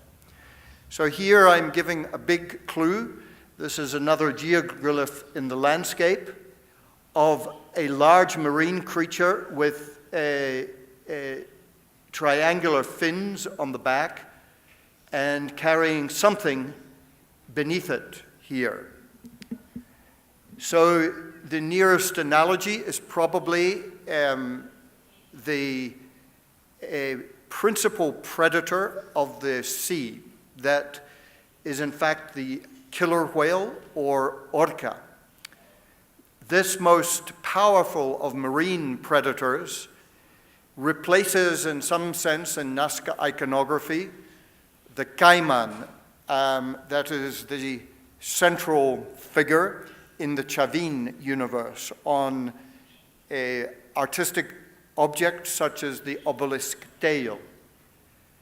And for those of you who have seen footage or seen it happen live, the killer whale will transgress the boundary of the sea to launch itself up the beach to grab seals in its jaws. So I would not have liked to have been a seal on the beach. The last image would have been these big jaws just before you disappeared back into the underworld. So on Nazca vessels, one recognizes the outline of the killer whale here, but with an anthropomorphized form, with its hands in front. Here you get a clue that it's a trophy head that the geoglyph in the desert is representing. And you have a figure here with clear decorative masking elements. So obviously these drawings are not from the Landmann collection. The drawing of the Landmann collection still has to be undertaken. But we see the image of the killer whale here with its dorsal fins as a predator. But we also see its association with agricultural products. And this gives us the hint that Nazca cosmology, in some sense, in its expression of an ecological cosmology, is looking at the seasonal cycles of renewal, of planting and fertility, of growth that mysteriously comes from the realm of the ancestors beneath the earth. You can see another version of the open jaws here, and the sense that this internal line is perhaps filled with the same blood that was evident in the mouth before. Of course, I'm making some big jumps here, but there is certain visual logic here. Another form of this open maw, but this time seen sideways, not frontally. Here is the blood. Again, in the original, it is in red. And then it's anthropomorphized because it looks as if it's a flying figure with legs and feet. Then, of course, we have this mysterious motif here. What could these be? They're probably frog spawn, tadpoles. So there's something here connected with the cycle and rhythms that are observable in nature through creatures like frogs. Then we have another perspective, one from above this time. But you see the superimposed sets of eyes, you see the bloody mouth here, you see the triangular fins alluded to, the anthropomorphic legs, and then a row of trophy heads here beneath. We're looking at individual snapshots, but there are connecting elements that enable us to identify what's going on. Another image, as it were, from above, another perspective. We've looked at frontal, we've looked in profile, now we're looking above. So in the original, this is blood issuing from the mouth, and here is the anthropomorphized killer whale, this time with the triangular fins less apparent.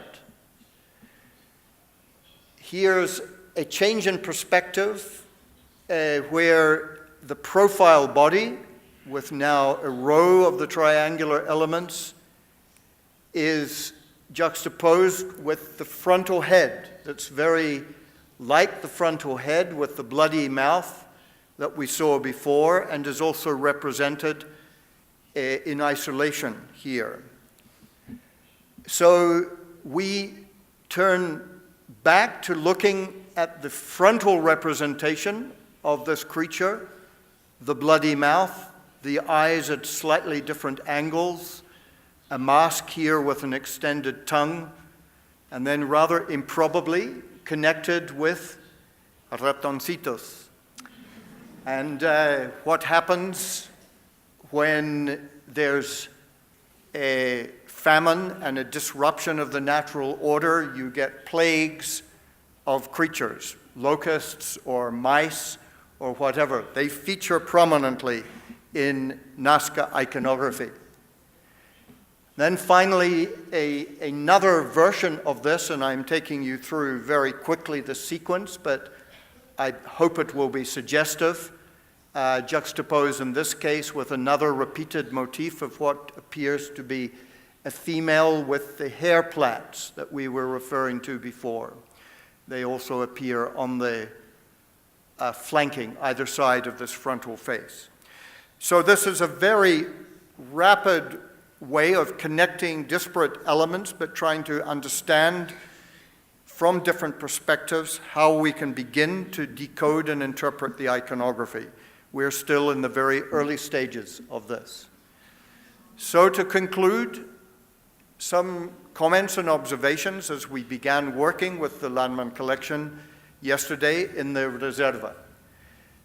This vessel caught my eye because we have a whole squadron of ratoncitos running around the vessel, all of them with their tails down, except this one, who has his tail up. It made me a little suspicious because I don't often find evidence for Nazca artists having a sense of humor. But maybe the artist got bored doing the tails down and just said, well, I'll draw one with the tail up. There's a curious representation here of a creature that is quite possibly a wader, a bird with long legs that hunts in rock pools for fish, because this image on the right-hand side here is of a chiton, a very ancient life form, which is a limpet that attaches itself to rocks and would be in the same coastal environment. What seems a little odd with this vessel is the body of the fish is not represented running through here continuously.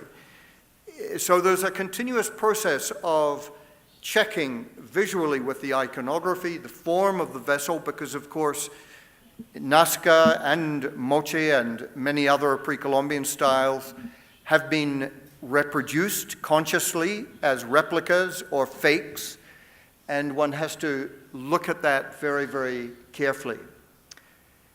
Here, particularly in this vessel on the right, we have the Nazca equivalent of an architectural representation and the more formal incorporation of a farmer figure here, a harvester with crops in either hand. This is a similar vessel on the left. I wondered a little bit about the execution of this motif, but the vessel does look as if it is authentic rather than anything reproduced recently. And then finally, to close, artistic conventions that continue this process of questioning and interrogation of every object. All of these fish appear to be shown upside down. Their eyes are on the underside. And one wonders why that would be. Again, I don't think there's reason to question the authenticity of the vessel, but I notice that it's a black background that sometimes signals the underworld and a kind of form of inversion of the visible mundane world surrounding us. So all the work lies ahead with this wonderful collection. In conclusion, I simply want to thank you for your patience, our translators and interpreters, and hope that you will join us on the adventure as we explore the pre-Columbian world together on into the future. Thank you.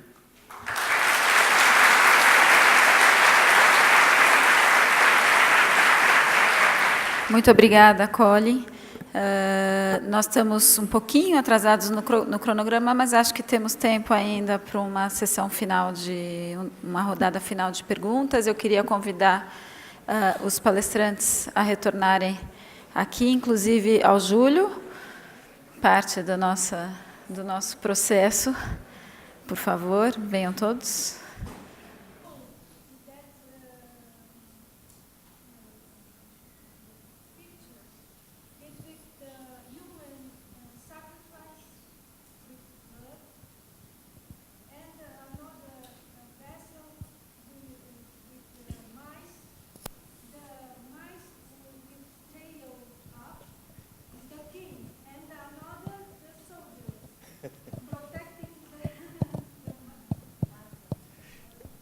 Well, in a sense, you could say, trying to express this as a big picture in terms of the role of the killer whale, it is the consummate predator. It is consuming and ingesting. It is a mysterious, powerful creature that provides an apt metaphor for mysterious processes, because what I didn't show was the sequence of images that indicate the productive crops then growing from the back of the killer whale, as if in the furrows in the fields. And this is, the killer whale seems to offer this visual metaphor in this ecological cosmology for these cycles of death, renewal, and rebirth, in which blood plays an important role. I know that's not an exhaustive interpretation, but it's the picture that we work with. And of course, this marine underworld with mysterious creatures coming out of it, that is also a source of life, but a source of danger and possibly imminent death. I certainly wouldn't like to be paddling around close to killer whales. So this is part of life experience and these ambivalent relationships that exist. I'm offering suggestions. E eu queria dizer que os palestrantes todos também têm a tradução, então, para as pessoas ficarem à vontade de perguntar em português, que não tem problema, porque a tradução funciona nos dois sentidos. Temos uma pergunta ali atrás, outra aqui. Do the graphisms, do they have meaning or they are just decoration? Did you say? The graphisms. Yeah.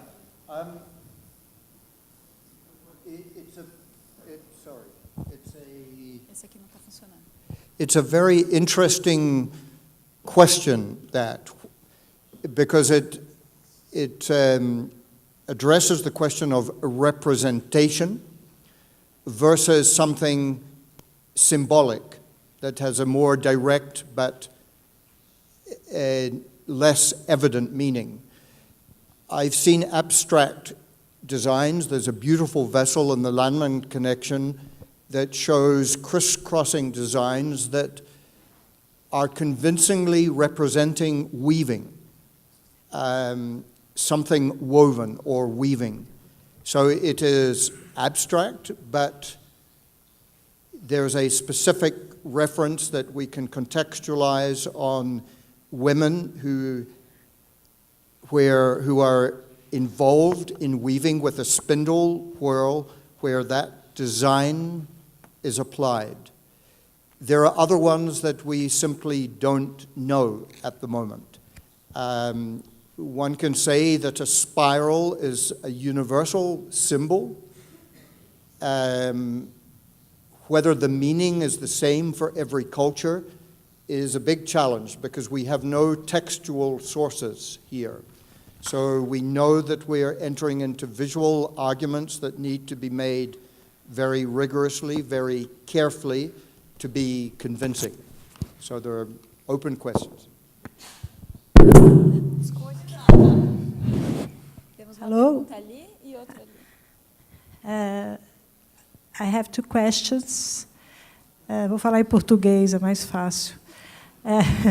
A primeira, na área científica, eu acho que I think it's with you.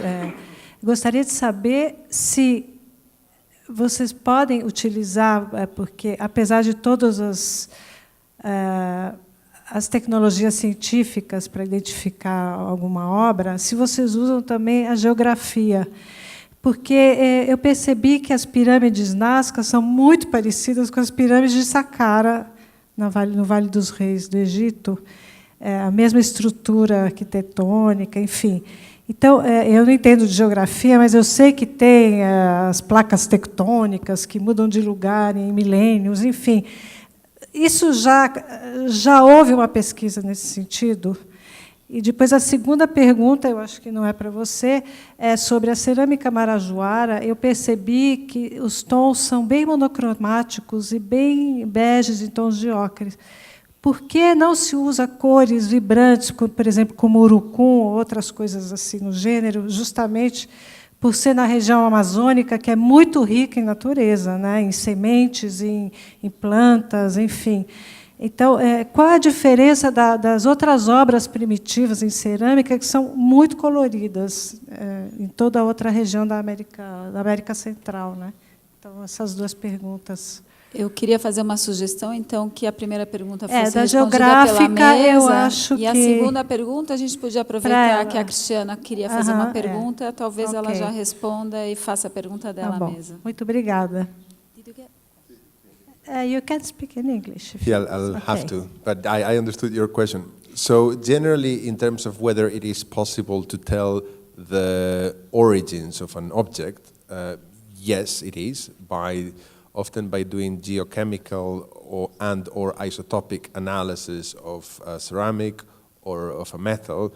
We obtain what you might call a fingerprint that is characteristic of a particular geological source. So sometimes we find the fingerprint, but we need the reference material in nature against which we can compare it. I was showing to you some tunjos that I was saying, all of them were made with metal from the same signature. We now need to find where in Colombia is that signature, but that is possible.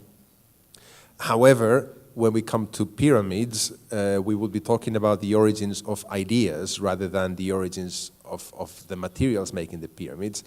And even though that idea has been suggested many times, most archaeologists today would agree that it is not necessary to talk about contacts between American and Egyptian communities for the idea of a pyramid to emerge. A pyramid is just a big mound. It's something visible. If you want to do conspicuous consumption of labor and create something visible that is going to last, you start by creating a mountain, and the next thing is to just shave it so it has sides. So in that sense, it's like the spiral that Colin was talking about. It's a relatively basic symbol that many different people can come up with as an idea. And so I don't think you need to resort to...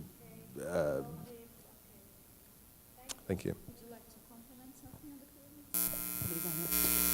Ela não é monocromática, ela tem uma série de tons de vermelho, vermelhos inclusive muito vivos, e outras cerâmicas amazônicas têm tons de vermelho, de laranja, de amarelo, marrons variados, pretos. Então, é uma cerâmica bem colorida. O que talvez dê a impressão que ela seja monocromática é um fator de conservação.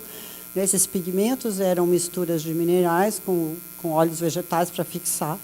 E a conservação, talvez até em ambientes tropicais, não tenha sido tão boa e essa coloração tenha se perdido um pouco, mas elas são muito brilhantes. Inclusive, os primeiros cronistas que desceram os Amazonas descrevem essas cerâmicas como muito coloridas, com cores vibrantes. Então, todo o calor das cores amazônicas estão nelas, só talvez não se conservaram muito bem.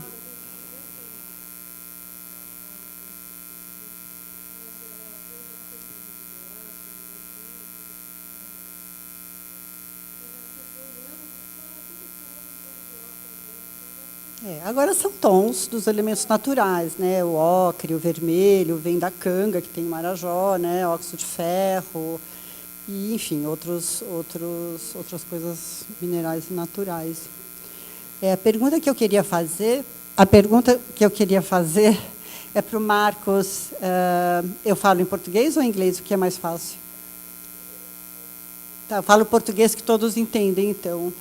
Essas diferenças que você mostra com a maneira de representar os mesmos personagens, não sei se são personagens, mas que você atribui a diferenças estilísticas de artesão ou de escolas de artesão, a minha pergunta é, será que não estão sendo representados personagens diferentes, então as diferenças realmente sejam relativas a atributos, né, da orelha, do tocado, do ornamento, que são personagens diferentes sendo representados e não estilos individuais ou de escolas de artesãos? Yes, that is an appropriate question, and one that, of course, we wonder about, to what extent the features that we find in a range of objects are simply what you might call attributes of style, as opposed to attributes of execution, attributes that we relate more to technique. In some cases, there may be doubts. In others, we are quite confident that they are idiosyncratic traits of how an artist worked. So yes, you can find people carrying spear throwers, you can find mothers with babies, you can find caciques. So those are the different characters, each of them with their own stylistic attributes. But when you're talking about how one makes, when sticking together two pieces of wax, the neck to the body, when you're talking about whether for example, your eyes, you make them as an oval, and the oval is totally closed or is just a little bit open, depending on how you closed it with your pliers, the tool you used. Those are things that we would argue depend on the tools you use, into the gestures you use with your hands, things that often you only see under a microscope and that are not even visible, so they don't affect the style of the object. And there, we think they depend on how you've learned to make a tunjo. And you can only learn how to make a tunjo if you see somebody else make a tunjo. You cannot reverse engineer a tunjo because you don't see tunjos, because tunjos are offered after they are made. But they are better seen under the microscope. And of course, the examples that I was trying to make with the Landmann collections, those are initial ideas that one would have to verify with more detailed observation, of course. But it's a very pertinent question. The question is actually to you. As my background is chemistry and mineralogy, I'm absolutely fascinated for your presentation. In the last years, I've been presenting the collection to various visitors, and I always stressed, as my point of view, that one of the most incredible, let's say, metallurgical techniques is tumbago or tumbaga. Of course, I always explain the lost wax and all that, but 40 years ago, I attended at Columbia University a seminar in which tumbaga was explained, or at least at that time, the theory how tumbaga was made. And this was 40 years ago, and I wonder if what I learned there, and actually I added to Wikipedia, is still valid these days in the sense that it was an alloy made essentially of copper with, let's say, 70% or whatever, then 10% whatever silver, and then just 10 or 5% gold, and it was depleted. I mean, first burned, oxidizing the copper, removed mechanically, and then added to a solution. I know there is an oxalic acid from a tree. There's a theory of other possible solutions that could do it, like ferric sulfate or whatever, and that would remove the silver and leave just the gold. And you could actually see that under a microscope because the porosity of the depletion of the other elements. Is that still valid today, or has something else been discovered in the last 40 years? The short answer is that yes, that's largely still correct and accepted, since the work of Heather Letzman that you're familiar with, it was shown experimentally that you could do that. You could start with a metal that contains very little gold and a lot of copper, and oxidize out the copper because it's a less noble metal, remove the copper, and as a result have a very golden surface. That was the example of the Tairona, one of those three surface textures. The Tairona, for example, did that. It is also possible to get those golden surfaces, even if you don't want to, just when you're hammering and annealing metals, which is also something worth considering. With a cast object, you may want to do it deliberately. You heat your object, then you pickle it in some acidic solution, you heat it again to create that process. But if you're working on a sheet, on a hammered mask, you need to heat the metal, you hammer it, you anneal it, you hammer it, and in this process, you're also potentially oxidizing copper, then polishing it, hammering more. And so the question there is it intentional? And there are examples such as the Nahuange, another one that I was showing in this example of 3 different cultures. The Nahuange, it seems, they got their objects golden by hammering them, but then the front of their objects, they removed the golden surface as if they prefer the pink. And so Nahuange objects we are showing recently, by looking at them systematically, they are pink on the front and golden on the back. The back they didn't bother, but the front they removed the gilding because they didn't want it. So the answer is yes, but we are beginning to see more cultural diversity depending on the region and the period. A gente tem tempo para mais uma perguntinha? Alguém na plateia queria fazer uma pergunta? Ou vários? Well, first I would like to thank all of you for coming and for delivering such wonderful lectures. I have so many questions, but I'm going to ask just one because of time.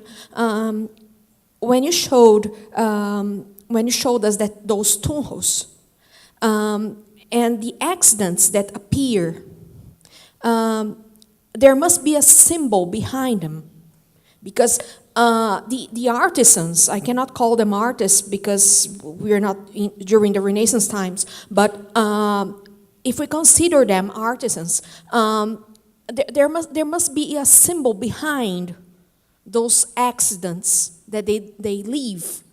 Because looking at those accidents, they reminded me of the Islamic rugs, for example, in which the artisans cannot be perfect because only God is perfect. So if those túmulos are considered as ritual objects, is there a connection that you can establish between them? Thank you. Yes, this is something that Maria Alicia Uribe and I have written about, as well as Ana Maria Falchetti and other Colombian authors, about ideas of metallurgy and transformation in general, and the idea of birth in particular. So one of the possibilities is that when you're creating these objects out of wax, you're giving, and then casting them in metal, you're giving birth to them. And indeed, the mold where you pour them could be seen as a womb out of which this object is born. And when an object is born, it has to be made in one single go. There's no soldering as other cultures would do. There's no gilding in the muisca, so they just cast them as they are. They get them out of the womb, and you accept your baby as it comes. And your baby has the seeds of its own development. And some babies come out nicer than others, if you allow me to say that, but you accept them. You don't recycle them. And so that's one of surely other possibilities, but clearly their cosmovision did not see that as an accident or an error, but as part of the process. You do very laborious work with the wax where no errors are present, and then you just cast it in whichever way it goes.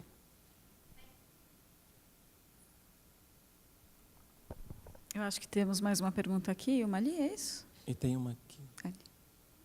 Tem um microfone? Aqui? Dá para passar o microfone? Oi. Ah, desculpe, tem mais uma aí atrás. Tá. Bom, boa tarde a todos.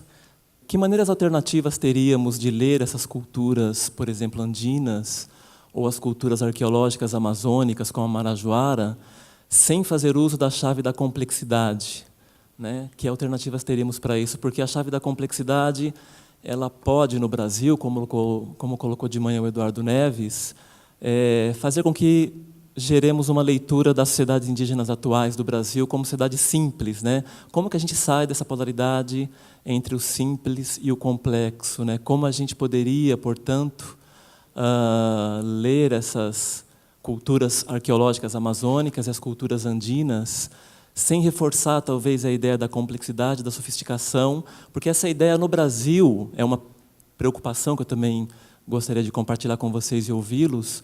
Ela é uma ideia que no Brasil pode reforçar o estereótipo da simplicidade das sociedades indígenas atuais, né?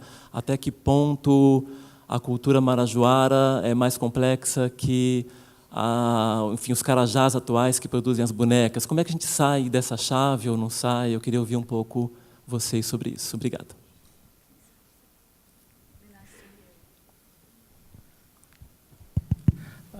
Yeah, thanks very much for the question. I'm not sure if I'm the best qualified to speak necessarily about the Marajoara issue, but I think one of the key advances in recent years in thinking about the Andes and the lowland neotropics as being an important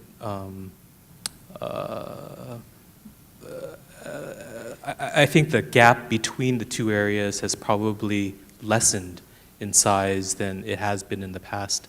I think issues of complexity are still obviously crucial to those people who are interested in social complexity.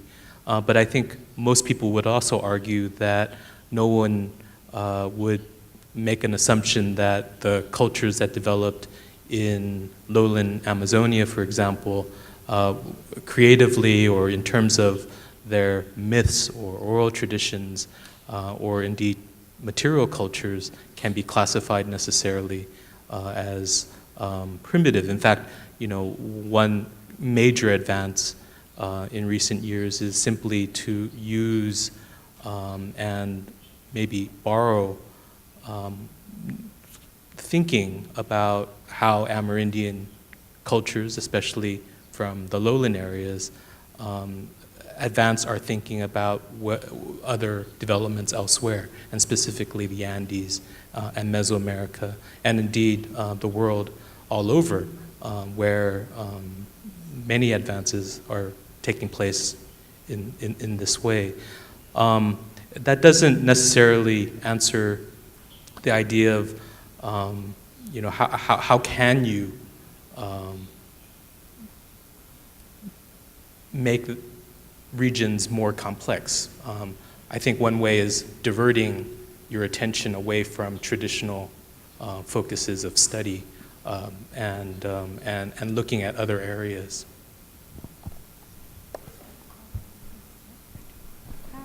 Yes. Edu, você podia dar uma palhinha aqui? Não? Bom, na verdade, quem fez a pergunta é um colega, meu professor, um grande estudioso de estudos andinos e mesoamericanistas, e a pergunta do professor Eduardo reflete uma discussão que a gente tem tido há muitos anos mesmo, quer dizer, pensar no desenvolvimento de novos conceitos a partir de uma confrontação com os dados, sejam as fontes históricas coloniais, sejam os dados arqueológicos, que nos permitam ler de uma outra maneira essas histórias sem utilizar, digamos assim, as explicações mais tradicionais, que associam a ideia de complexidade a progresso, por exemplo. É uma ideia que existe uma direção na história e que ela vai do mais simples para o mais complexo, e quem progrediu é mais complexo, e quem, entre aspas, não progrediu seria mais simples. Eu acho que é uma discussão que ela é muito forte, cada vez mais no âmbito da arqueologia das terras baixas, e eu também acho que existe uma contribuição importante que está sendo feita agora, como o próprio professor Jorge falou, para relativizar esses conceitos a partir do conhecimento que se está produzindo sobre a arqueologia e aí também a etnohistória das populações indígenas daqui do continente.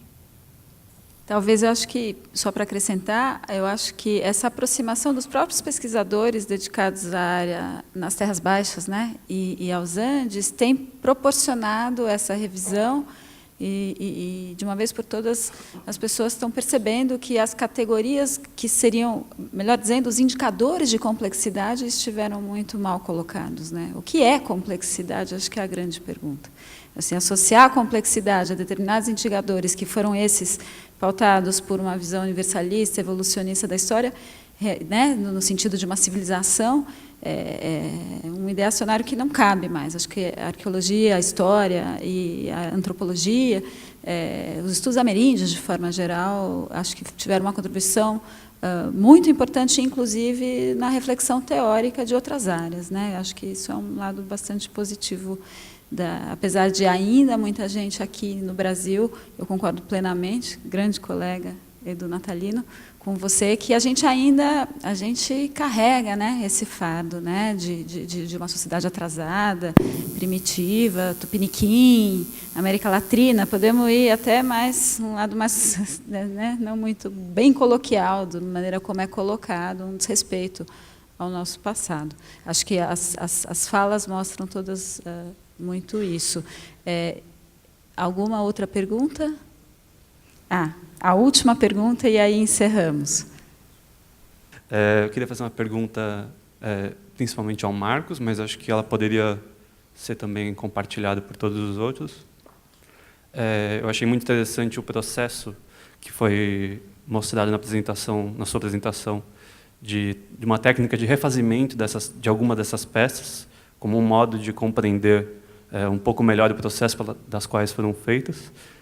Eu queria saber um pouco o papel que esse processo de fazer, que esse processo de refazer essas peças tem tanto nas análises materiais, quanto nas análises iconográficas e arqueológicas, ou seja, essa técnica de refazer os desenhos, porque eu acredito que no ato de refazer esses desenhos, muitas informações que não tinham sido percebidas ou notadas a priori, elas passam a surgir, e acredito que tanto nas cerâmicas quanto nas peças em metal, isso também seja um elemento importante. Eu queria saber, do ponto de vista da arqueologia e das demais áreas, qual é a posição, o papel que essa técnica, se é que podemos chamar assim, tem.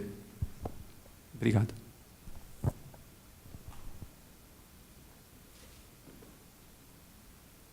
That was for me, was it? Yes. Well, if I understood your question correctly about what these techniques mean together with iconography and the reconstruction of manufacture, I think most archaeologists today and specialists in material culture generally, what they accept is that not only the style and iconography, but also the selection of materials, the technological traits, how you do something is reflective of your particular context. Be it social constraints, be it who you have learned from, be it environmental constraints. There's always more than one way to achieve a solution, and your technological choice, as it is called, when you manufacture something by casting it lost wax as opposed to hammering it to shape, for example, you are affecting the context where you work, but also reflecting the constraints that are affecting how you work. So you're reflecting your style, of your technical style, as Heather Letchman would call it, of your particular culture. And so basically, by understanding selections of materials and manufacturing techniques, we are just adding more variables to our understanding of material culture, which in turns are informative of the broader social and environmental context where those objects were made. And that's how we can go from the technical study to talk about humans, or at least that's the way I see it in a nutshell.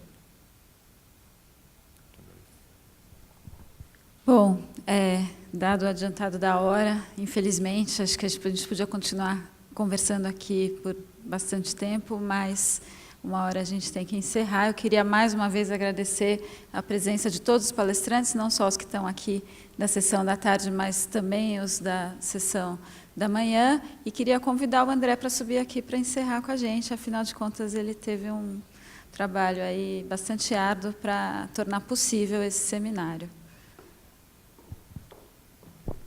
Então tá, queria agradecer a todos, mais uma vez o público, todos os palestrantes, ao Júlio, a Márcia pela mediação, a Isa também, que mediou a mesa da manhã.